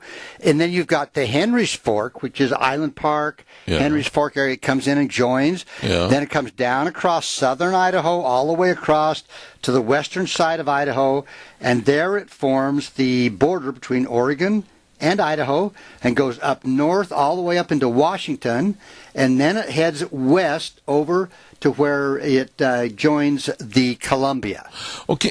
So wait a minute. It joins the Columbia up in Washington, and then does it end there, and then goes into the Columbia River, and that's the termination point. Right, that's it. I gotcha. So, anyway, that's... How many rivers in the United States, I'm going to put you on the spot here, besides the Missouri and the Snake, actually have many of their flowing points go north? That's a darn good question. That's why I asked you. And I'm going to put that aside for now. But no, really, I don't know of any but two, the Missouri and the Snake. Which seems wrong. Everything should flow south, right? Yeah. To me, I mean, that's Mississippi goes south. Yeah. But anyway, anybody out there in the audience knows that, give me a call. Okay. What do we got? Here we go. Now, in all probability, its name, the Snake, resulted from a misunderstanding between Plains Indians who lived east of the Continental Divide and Shoshone Indians who inhabited the Pacific or the western side. So when strangers met in olden times, and this is told by an old Nez Perce Indian, their first concern when they met somebody coming down the trail was, are you friend or enemy? Now, if the stranger's intentions were peaceful, here's what he would do. He would raise his right hand, palm open and forward. I'm doing it right now. Just like that, to show that it held no weapon. Right. Now, when a like response was given, he then moved the hand in a back and forth sideways gesture, asking, while still at a safe distance, identify yourself. Okay? Like this? Well, kind of like this. Oh. Kinda well, like I thought you said palm up. Well, you start that way, and then you go like this. And then like this. Yeah, kind of like a fish. Okay. Like a snake. Yes, okay. That's what you're talking about. Well, now each Western tribe had its distinctive hand sign. The exact meaning and origin... So do a lot of bad drivers in L.A. They have a sign. But the exact meaning and the origin of which has long since been lost through time. But when the white men came into the Snake River country and started naming people and things, he translated those identifying gestures into his own language, whether English or French. Oh. Yeah. And so in practical rather than scientific terms, just whatever that looked like. For example, the Upper Missouri River Indian who pointed first at a dark-colored object, then at his lower extremities, became known as Blackfoot. Okay? Makes all the sense in the world to me. Now, the one who passed an index finger under his nose, Nez Perce. Okay. Oh, does that mean nose? Yeah, I guess that's what the white men thought. They point to their nose, so they thought Nez Perce. Nez Perce. Now, the one who pressed both palms to his forehead meant that he was lost. Flathead. Oh, not fathead. Flathead. Flathead. And the one who made an oval gesture over his stomach was called a gross ventre. So, okay, whatever. A gross ventre Indian tribe? Yeah, gross, V-E-N-T-R-E. I thought you were gonna mention Wendy's or something. No, but the fact that the Blackfoot's feet were red, the Nez Perce seldom, if ever, pierced his nose. Yeah. The Flathead did not indulge in head flattening, and the belly of the gross ventures were no bigger than any other Indian. So there's really no. Is that what you meant the other day when you walked in here and called me a gross ventre? I didn't think you'd catch that. There was no logical reason other than common usage and why French names stuck with one tribe and English clung to another. That's where they came from. I was going to say the Blackfeet Indian tribe. They didn't have black feet. No, they didn't. So anyway, but that was that. And when the white men came, the principal tribe occupying the Snake River country was the Shoshone. Okay. Yeah, what's the sign for that one? We'll get to that maybe. Okay, all right. So, to identify themselves, these Indians held the right hand at waist level. Waist level. Like right out here? About waist level. Palm towards you? Palm toward the body. Like so this? Like this. Palm toward like the body. This. All right. Down at your waist. And then moved it forward in a sinuous gesture like this. Like this? Like a snake. Or a fish, okay, and undoubtedly the sign meant fish, all right, because the salmon, they ate salmon. That was the major source of their diet. Okay. But there were also a lot of rattlesnakes. Are you folks doing this at home? That's okay, but if you're driving, don't do it. But there were a lot of rattlesnakes in the country, and they may have eaten snakes when no better food was available. And so by folding under two fingers and making this sign. Folding like under, what do you mean folding under two fingers? Like this. Or you mean like. Or I can't do that. My fingers are broken. So, anyway, listen, that's quite a deal. You can actually do that, can't you? Like that. Well, I see what you're doing. You're cheating. Like you're going the other way. Yeah. Okay. So, anyway, being masters of saying with a single natural hand sign what the white man could say only with a lot of words, the Shoshones probably were telling strangers, quote, "We are the chosen people who live by the great river up where the big fish run, rather than we eat snakes." So you know what? You are losing me here. Okay. So that was a sign instead of saying we live up by the river. And people understood this? Well, the white men didn't. They thought they meant snakes, so they called them snakes. Okay. Okay. So to the newcomers, this was this area was a deadly country. It was filled with mountains and canyons and lava flows and treacherous, rapid-filled rivers, And so of the many names by which this principal tributary to the Columbia became known was the Snake. And so that stuck. That's where it came from. Sounds good to me. From the Snake Indians. It's a lot better than... whatever. Like kneecap or something like that. Now, when Captain Clark came through here, here's what he said, quote, "In my investigations, I was unable to ascertain positively why they were called snakes, but one of their old men claimed that it was because they formerly ate serpents." Now, what tribe was this? This is the Snakes, the Shoshones. Oh, they were... I didn't know you were back at the Shoshones. Yeah, so the Indians were named snakes by their plains neighbors to the east, probably because they used snake heads painted on sticks to terrify their enemies. Well, would me. And, quote, "In any event, the name used to identify the Snake Indians in various Sioux languages was the word for snake or rattlesnake." Really? Okay. So that's, again, we're talking about the Snake River, and this is how this all... You sure take a long time to get there. I know. So then if you think about the Oregon Trail, okay, the Oregon Trail, of course, followed the Snake River all down through here, through southern Idaho. I wish you folks at home could follow Dr. History like he's doing in the studio right now. Because I'm pointing and... okay. So, but as they got up towards the Boise area... of course, the Snake River turns into the Hell's Canyon. Yeah. And that's where the Oregon Trail left the Snake River. And they actually had a place called Farewell Bend. I've been there many times. Okay, because that's where they left the Snake River. And actually, at that point, they didn't like the Snake River because, the river and the rapids. And, of course, if you went into Hell's Canyon, you were doomed almost. So isn't it true that the interstate right there at Farewell Bend pretty much follows the Oregon Trail? It does for a long ways, yes. Yeah. Yeah. So now in length and drainage area and volume of water carried, the Snake River ranks 6th among the nation's rivers. Really? 6th. And to be more precise, it is 1,036 miles long. It drains 109,000 square miles of country and pours 36 million acre-feet of water a year into the Columbia, which is not quite half of the 85 million acre-feet that the Columbia carries. So almost half of the Columbia is from the Snake. Really? So that's how big it is. What's the sign for the Columbia? I don't know. Big river. So the source of the Snake, as I showed you on this map, okay, the southern part of Yellowstone Park flows through Jackson Hole, the Hoback Mountains, and then crosses southern Idaho, turning north, and then it moves up through Hell's Canyon, Idaho on the right, Oregon on, Washington on the left, until it reaches Lewiston.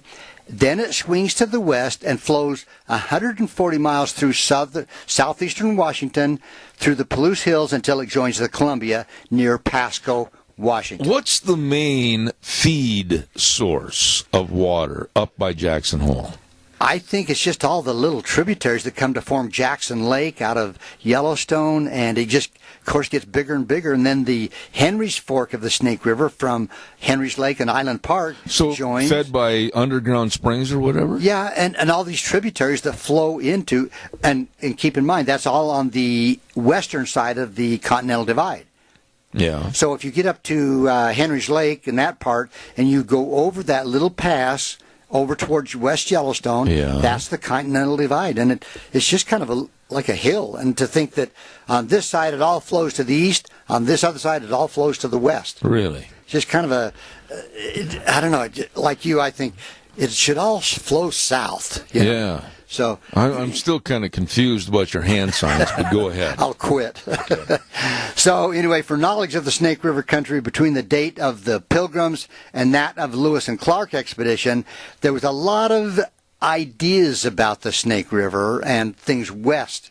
Okay, there was a Father Jacques Marquette noted the mouth of the Missouri as he passed down the Mississippi. This was in 1673, and he wrote that the Indians spoke about a meadow 5 or 6 days up the river, the Missouri, which stream ran westward, and then, quote, "Through this I hope to reach, the Gulf of California," he wrote, "and thence to the East Indies. If God gives me health, I do not despair of one day making the discovery."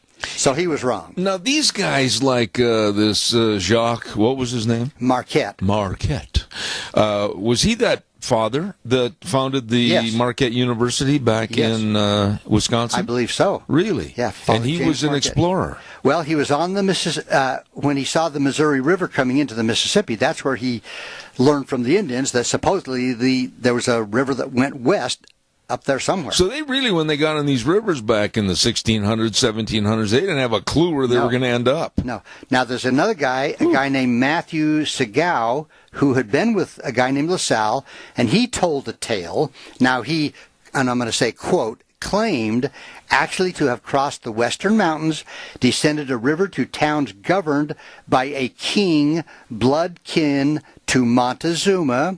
He says, and I quote, "He saw gold there. The king's apartment floor was paved with it. He saw a caravan of 3,000 oxen laden with it."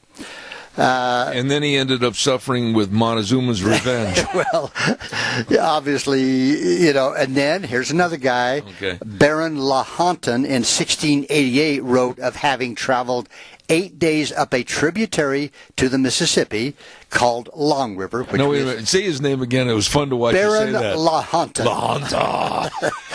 And he claimed that there was a Long River, which we assume is the Missouri, during the course of which he passed natives more civilized than any in the East. Really? Now, of all the speculations, the half-truths, the exaggerations, and downright lies that were circulated during this period, the one credited to a guy named Daniel Cox published in 1722, probably gained the best credibility. Okay, now here's what he wrote. The Missouri, he wrote, was navigable. Could be traveled. Okay, class, we're going to say the word navigable next day. The Missouri, he wrote, was navigable. There you go. To its source. Then, here's where it went bad. Less than a half day by horse or foot to the westward flowing river. Okay, now we're going to talk a little bit more about that. I didn't interrupt. His authority, really basically, he had no authority other than a lively imagination. Yeah. So, now we're going to go to 1743. Let's go. The French traders and explorers, the Verandry brothers, reached the... You'd never heard of them. I went to school with their sister. They reached the eastern base of the Rocky Mountains in what is now Montana, and they heard of a great western river flowing to the Pacific, but they didn't see it. Now, a few years later, a Yazoo Indian... Yazoo! All right! From Cajun country! Yes, living in the lower Mississippi area, told a French writer a story which, true or not, possessed a little bit of a romantic charm. In 1745, this Yazoo Indian claimed he had ascended the Missouri for one moon. 30 moon, days. 30 days. Okay. Turned to the right. After several days, he reached what he called the beautiful river, which flowed into the Western Ocean. Wait a minute, this guy just kept going in a straight line for 30 days, and then all of a sudden, turn right. He turned right. And here's what he said. He said, I saw many mountains, which I dared not cross for fear of blistering my feet. He related meeting some natives who invited him to swim with them in the beautiful river. He replied that he needed bathing badly enough, but that he was afraid of the crocodiles. Whoa. Okay, wait a minute. Now remember, he was clear down in Missouri, where there were crocodiles. Mississippi. I thought we jumped continents here all of a sudden. So he was afraid of the crocodiles. When informed that such monsters did not inhabit these northern waters, he bathed with pleasure. I see. Okay, now here's another couple of guys. A guy named Rogers and Carver. Both claimed the Indians had told them of a river flowing into the Pacific, and both proposed exploring expeditions, but they never made it. So there's a lot of tales of unknown things happening back then. Why did that guy think there were crocodiles out Well, here? because he was from the South. That's where crocodiles and alligators were, right? What about the Yazoo Indians? I've never heard of them. Well, they were down there somewhere. Oh, okay. I'll look them up. All right. So here we go back to about the time the colonies won their freedom, back then. That's when the real discovery expeditions began. By sea, the American captain Robert Gray found the mouth of the River of the West in 1792, sailed up at 25 miles. So he started on the west coast and went east. Yeah. Okay. And gave it the name the Columbia. He sailed up the Columbia. And he stopped at Fort Dalles. They got a nice little restaurant there. Yeah. And if you hear stories about the river, where what do you call it, where the river comes in from the ocean, crossing the bar, that is huge to come through that with a ship. So then you got Alexander Mackenzie, who crossed into Canada, discovered the Fraser River, and reached the Pacific in 1793. We're almost out of time. I know. And then we get into Lewis and Clark. There was a bunch of people before them. Yeah. And a lot of people have the misconception, they were the first ones. Right. No, they weren't. No. And then you consider the Wilson Price Hunt expedition that came across right through here, where we live, right along the Snake. Yeah, right over here, they had a great big disaster. Yeah, that's where... in the Snake Cauldron, River, right down here in Murtaugh. The Cauldron Lynn. They're still there. They have found, when the river's been low, they have found traps and guns and stuff where that one canoe capsized. No kidding. And that one Frenchman died. I don't think they ever found his body. But, so then we begin, like, say, in 1805, the great rivers that drained the United States ran. They kind of thought that the rivers in the United States went north, south, east, and west. Mm-hmm. That was a thought. Yeah. They figured the St. Lawrence River was to the east, the Mississippi was to the south, and the Missouri flowed downhill from what must have been a dividing range, which we know now is the Continental Divide. Yeah. And it was assumed that beyond that range there must be a river that went west. which, of course, we find it was the Snake River. Absolutely. So, anyway, that's when President Jefferson got into the act with Lewis and Clark, and we'll continue with that. I can't wait. Yeah. I mean, and bring the signs. I've got you so confused. You don't even know how to get out of your house now. I'm afraid that if I get near a little small creek, I'm going to not know what to do. What's the sign for this creek? Just follow the river. Okay. Follow the river. Dr. History, you did it again. Now, if you'll wait till the 10:30 break when we send it back to our studios, I'll have some assistance and we'll get you and the book out of the house. Thank you. Dr. History. Hey, don't forget Ramsey Heating and Electric along with Lennox Home Comfort Systems. And you could get up to a $1,600 rebate on a new Lennox Home Comfort System. All you have to do is call Ramsey Heating and Electric at 678-0459, saving you money, Ramsey Heating and Electric. Hey, you got a dog, don't you? I do. You do? What kind of a dog is it?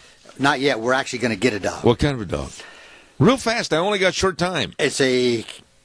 Okay, that's enough. Don't forget to take your new dog over to the Halloween Four Paws Annual Party and Costume Parade this coming Saturday, the 28th. My goodness, it's a lot of fun. You can have your dog judged with his Halloween costume. I'm assuming it's a male.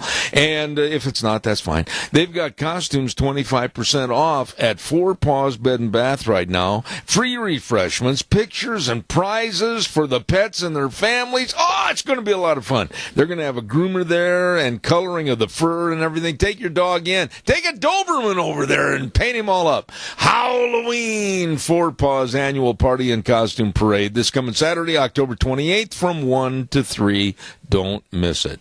Right now, we're going to send it back over to our main studios. We'll be back in 3 minutes.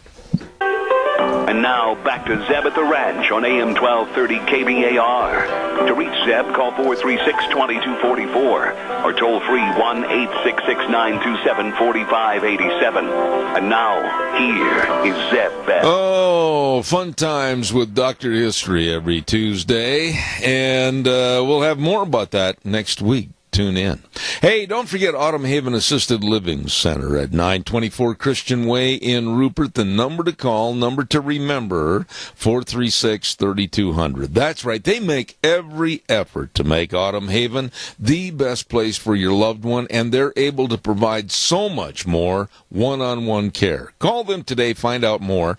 Don't forget, they try to personalize the help for each person, and they know it's hard to, live from your home to another location, and they make it so easy. They really care. Don't forget, they love their residents at Autumn Haven Assisted Living Center, 924 Christian Way in Rupert. The number, 436-3200. They're small compared to some, but with a bigger heart than most.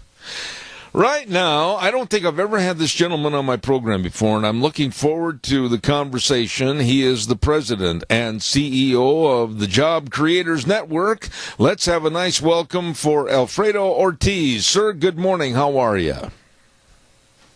Zeb, good morning to you. Great to join you at the ranch. Well, it's my pleasure, sir, and it's nice to have somebody on the program talking about small businesses and how important they are to our great United States of America. Kind of give us a synopsis, a thumbnail sketch. What about small business today? Is it growing? Is it receding? What's going on? Small businesses are the backbone of the economy. There are about 29 million small businesses in this country, employing about 56 million people, hardworking Americans. So we've got about 85 million people that depend on the success of small business. But we're just not doing enough for them.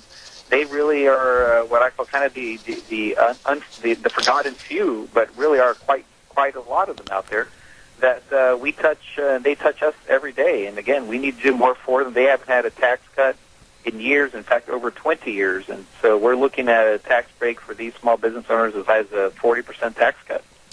I have been a small business owner for about the last 18 to 20 years, and sometimes you just get the feeling like nobody cares. It's all the big corporations, it's all the big money and everything, and I feel like sometimes I'm just beating my head up against the wall. Do a lot of people feel that same way?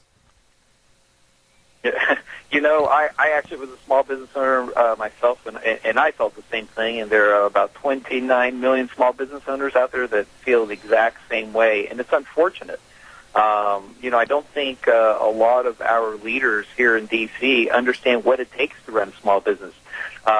If you've ever hired somebody, you know what it's like to have payroll every 2 weeks. I don't know about you, but I used to sweat it out sometimes every 2 weeks, wondering if that account is going to actually pay on time, and if it isn't, guess what I'm doing? I'm running to draw down my line of credit or my credit card, cash advances, something, because I pay my employees before I pay myself. Absolutely.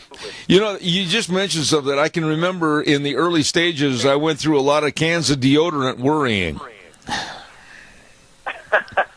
Yeah, I can't tell you how many runs to the mailbox I used to make, wondering if there was a 0% credit card offer there that I could use to pay off another credit card. It's a tough life for small business owners, and I think we have a president in place that understands the importance of business to this country, and in particular small business.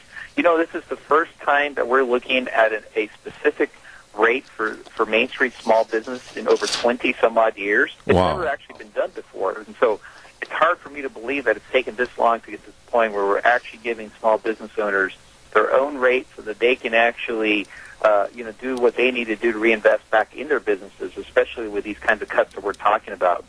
We did a poll of small business owners, a national poll, and we asked that question: what would you do with this tax cut, right? And people, sometimes they go, they're just going to go off yachting or something like that. My goodness, far from the truth. They're going to reinvest back in their businesses. They're going to hire more people, pay the people that they have more salaries. They're going to buy, maybe more trucks for that, landscape business or something to expand that, or just reinvest back in their local communities. Yeah. This is what small business is in this country. They are the backbone of our country. Let me say this, Alfredo, and if I'm wrong, I want you to correct me on this. I've got big shoulders, and I'm pretty blunt on this program. But I would say that the years from 2007 all the way through until Obama left office, while he was running for office and then the 4-year terms, 2 of them, I was really scared about my business because I didn't trust him or his administration. Has the mood and the personality changed since Trump took over? It really has. I mean, it's almost a 180. If you look at just, other surveys other than ours, in terms of small business sentiment, the mood has really changed. There was a real concern that small business owners had that would they ever make it to the next day? Because between over-regulation, over-taxation, and frankly, lack of access to capital and credit, they just didn't know how they were going to survive. And I think with President Trump, all businesses see a very, very bright future ahead of them. I was just tracking the market just before I came on. We're looking almost a 200-point gain on the market. If you look at kind of, those small to mid-sized businesses that are still traded, there on the market, those are up. But, more importantly, our Main Street small businesses, that pizza joint down the street, the dry cleaner, the local franchises, Mr. Sparky or the plumbing guys, right? I mean, these businesses are feeling the difference. They believe that they can reinvest back in their businesses, start paying their people more salaries, and really just feeling good about reinvesting back in their businesses. They take huge risks to get into these businesses. The returns weren't there before. Now I think they're seeing it, and we're going to start seeing a lot of growth in this country because of that. Some of the statistics that were sent to me prior to having you on the air, like 29 million small business owners in America, 8 million small businesses are minority-owned, and here's the one I didn't know, about 10 million small businesses are owned by women. It's incredible. Women actually are one of the fastest growing segments of the small business arena, and specifically if you look at minority women in terms of small business ownership, they're the fastest growing segment. And again, they are the backbone. We like to say at Job Creators Network that small business is too big to fail. And in this country, they are the backbone. It's the American dream. It's what people look forward to. They want to be able to buy that. That piece of property, invest it and make it something big. I mean, we had several small business owners that came along with us on a rally that we did at the IRS here in D.C. on September 15th. One was she had a drive-in. There are about 88 drive-ins, I think, in this country. She has one of them. She has this little piece of property next to her. She wants to look at buying it so she can expand it. She knows that she'll be able to do it with this kind of tax cut. So this is the kind of investment we're doing. We actually have a petition online, Zeb, we'd love your listeners to go to. It's called taxcutsnow.com. We have over 150,000 people now that have signed that. And we just ask everybody to, do their part, take a minute out of their time to sign that, because we're going to take that next month. We're going to take those right to Paul Ryan and Mitch McConnell. We're going to present it to them. Look, listen to the people. They need these tax cuts, and they need them now. Let me ask you this. I need you to hold that phone a little closer to your mouth or straighter because we're not getting everything on the connection. I apologize for that.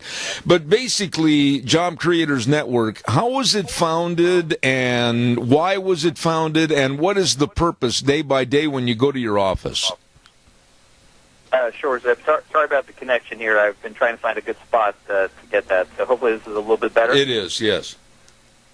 Okay, yes, great, yes, great. yes. So I was mentioning really quickly, though, our petition was taxcutsnow.com. Hopefully that came through. That's real important. We have 150,000 signatures on that. But to answer your question quickly, it was actually founded by Bernie Marcus. And for those of you who don't know that name, he started a little company called the Home Depot. And he actually started that with 2 stores in Atlanta. And funny story on that is, he was fired at 48, Zeb, and started Home Depot at 52. And today they employ 400,000 people. But he has never forgotten where he came from. He always remembers that he was a small business owner at one point, and he had that American dream, and he went for it. And that was an environment that was much more conducive to building a small business, where under the Obama administration that didn't exist. And that's why he started Job Creators Network, to help small business owners like himself that had a dream, had a vision, and want to just try to create something in this country for their family, for their communities, and really for the broader good. And that's why Job Creators was what came around, and that's why we're advocating for small businesses every day.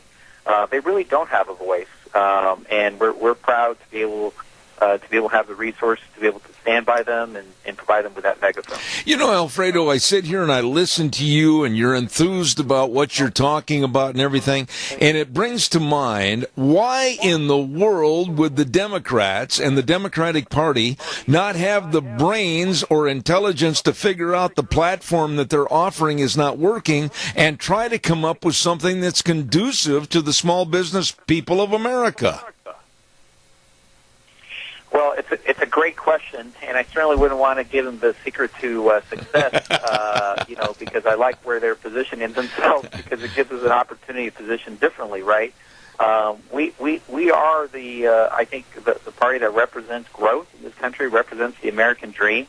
Why Democrats, frankly, don't want to support the efforts on this for tax cuts for all Americans is beyond me. We're actually running an ad, if you want to see that. It's also on taxcutsnow.com, which actually features President Kennedy. He spoke some amazing words back when he was president, where he started laying the groundwork for tax cuts under his administration. And the words rang true then, and the words ring true now.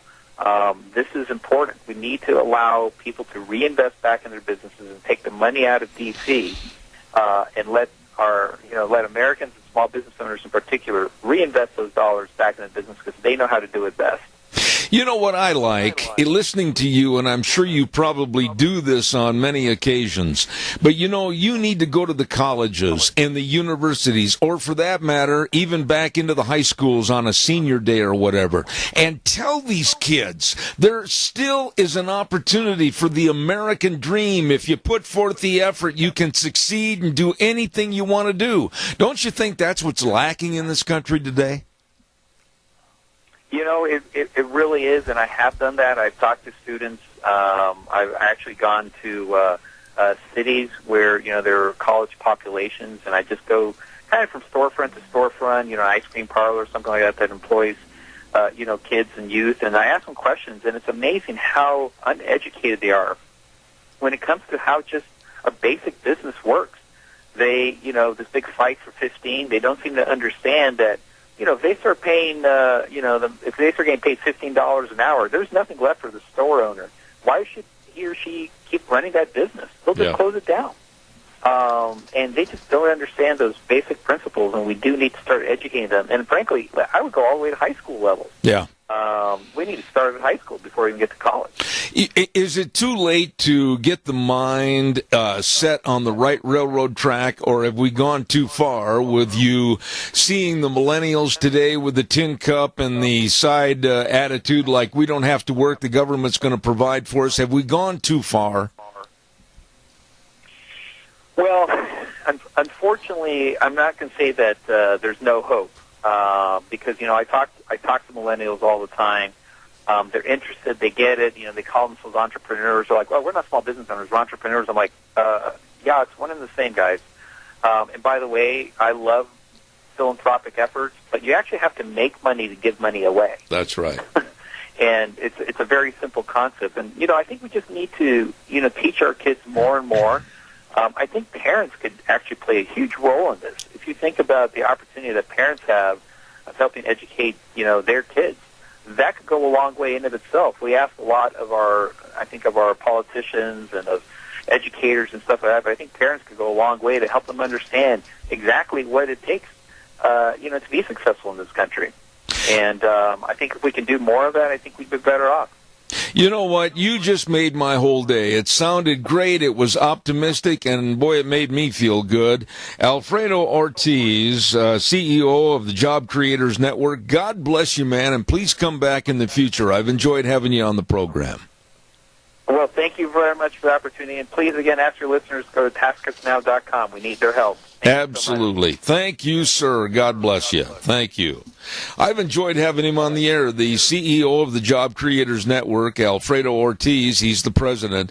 And boy, yes, we need the tax cuts now for small businesses here in this great United States. Boy, some of the stats, like 29 million small business owners in America, and they employ 56 million people. And over 8 million small businesses are minority-owned, 10 million by women, and about one-fifth small businesses are family-owned and operated, such as mine. And small business owners are responsible for two-thirds of new jobs here in America. I liked him. I'm going to have him back on the air. Right now, we're going to take a look at the weather forecast and the weather, and then I want some phone calls. I've been feeling lonesome all morning. You got to give me a jingle. Scarrows Meats brings us the weather this hour. Scarrows Meats at 331 North Road, Jerome.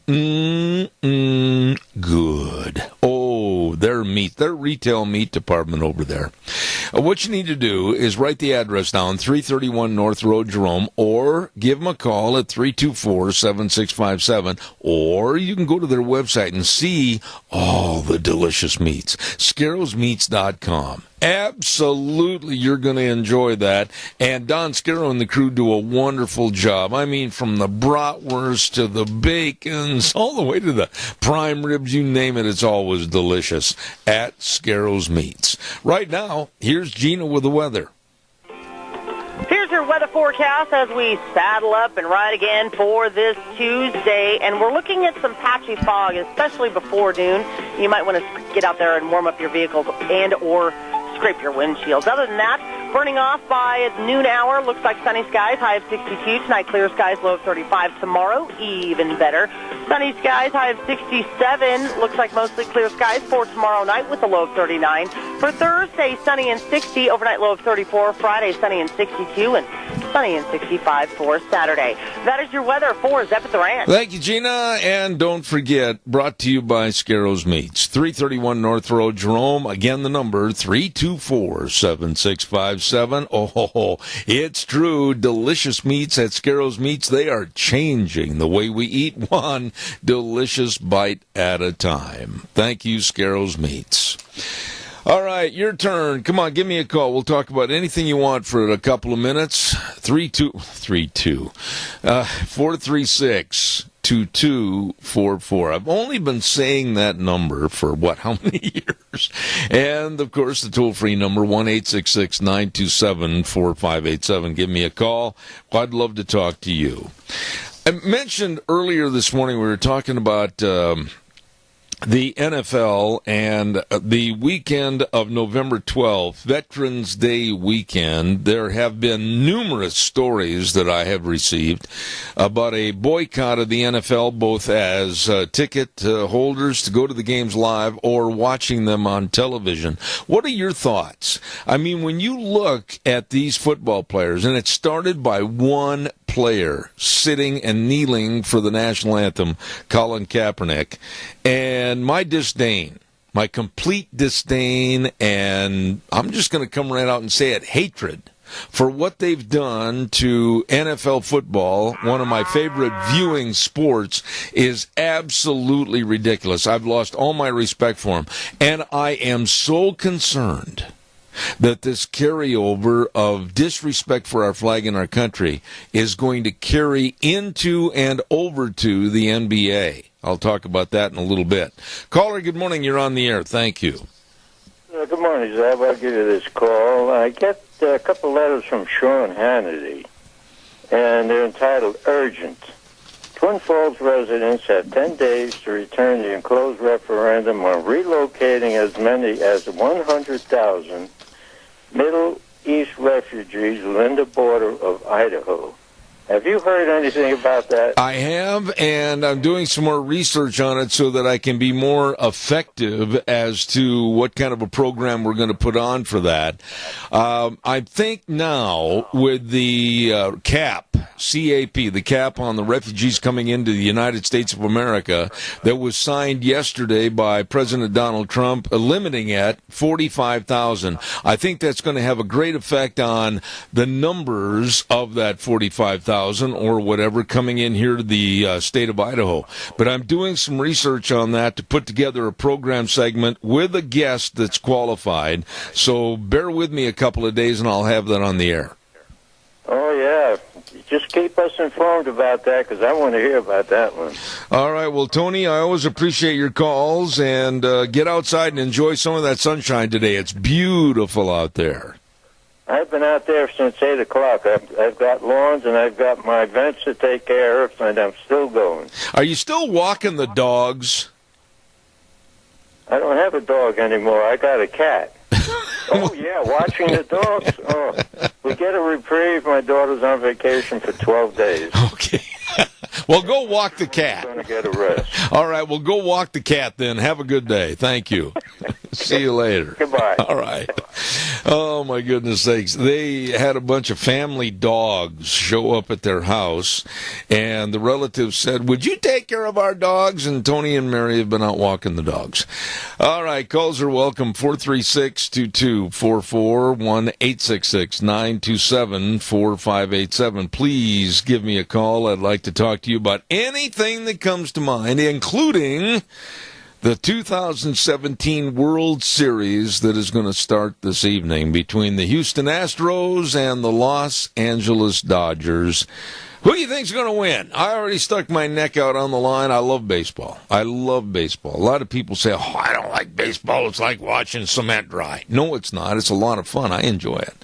But I'm going to pick the Astros to defeat the Dodgers in 6 games. Call me and let me know what your thoughts are. Yes.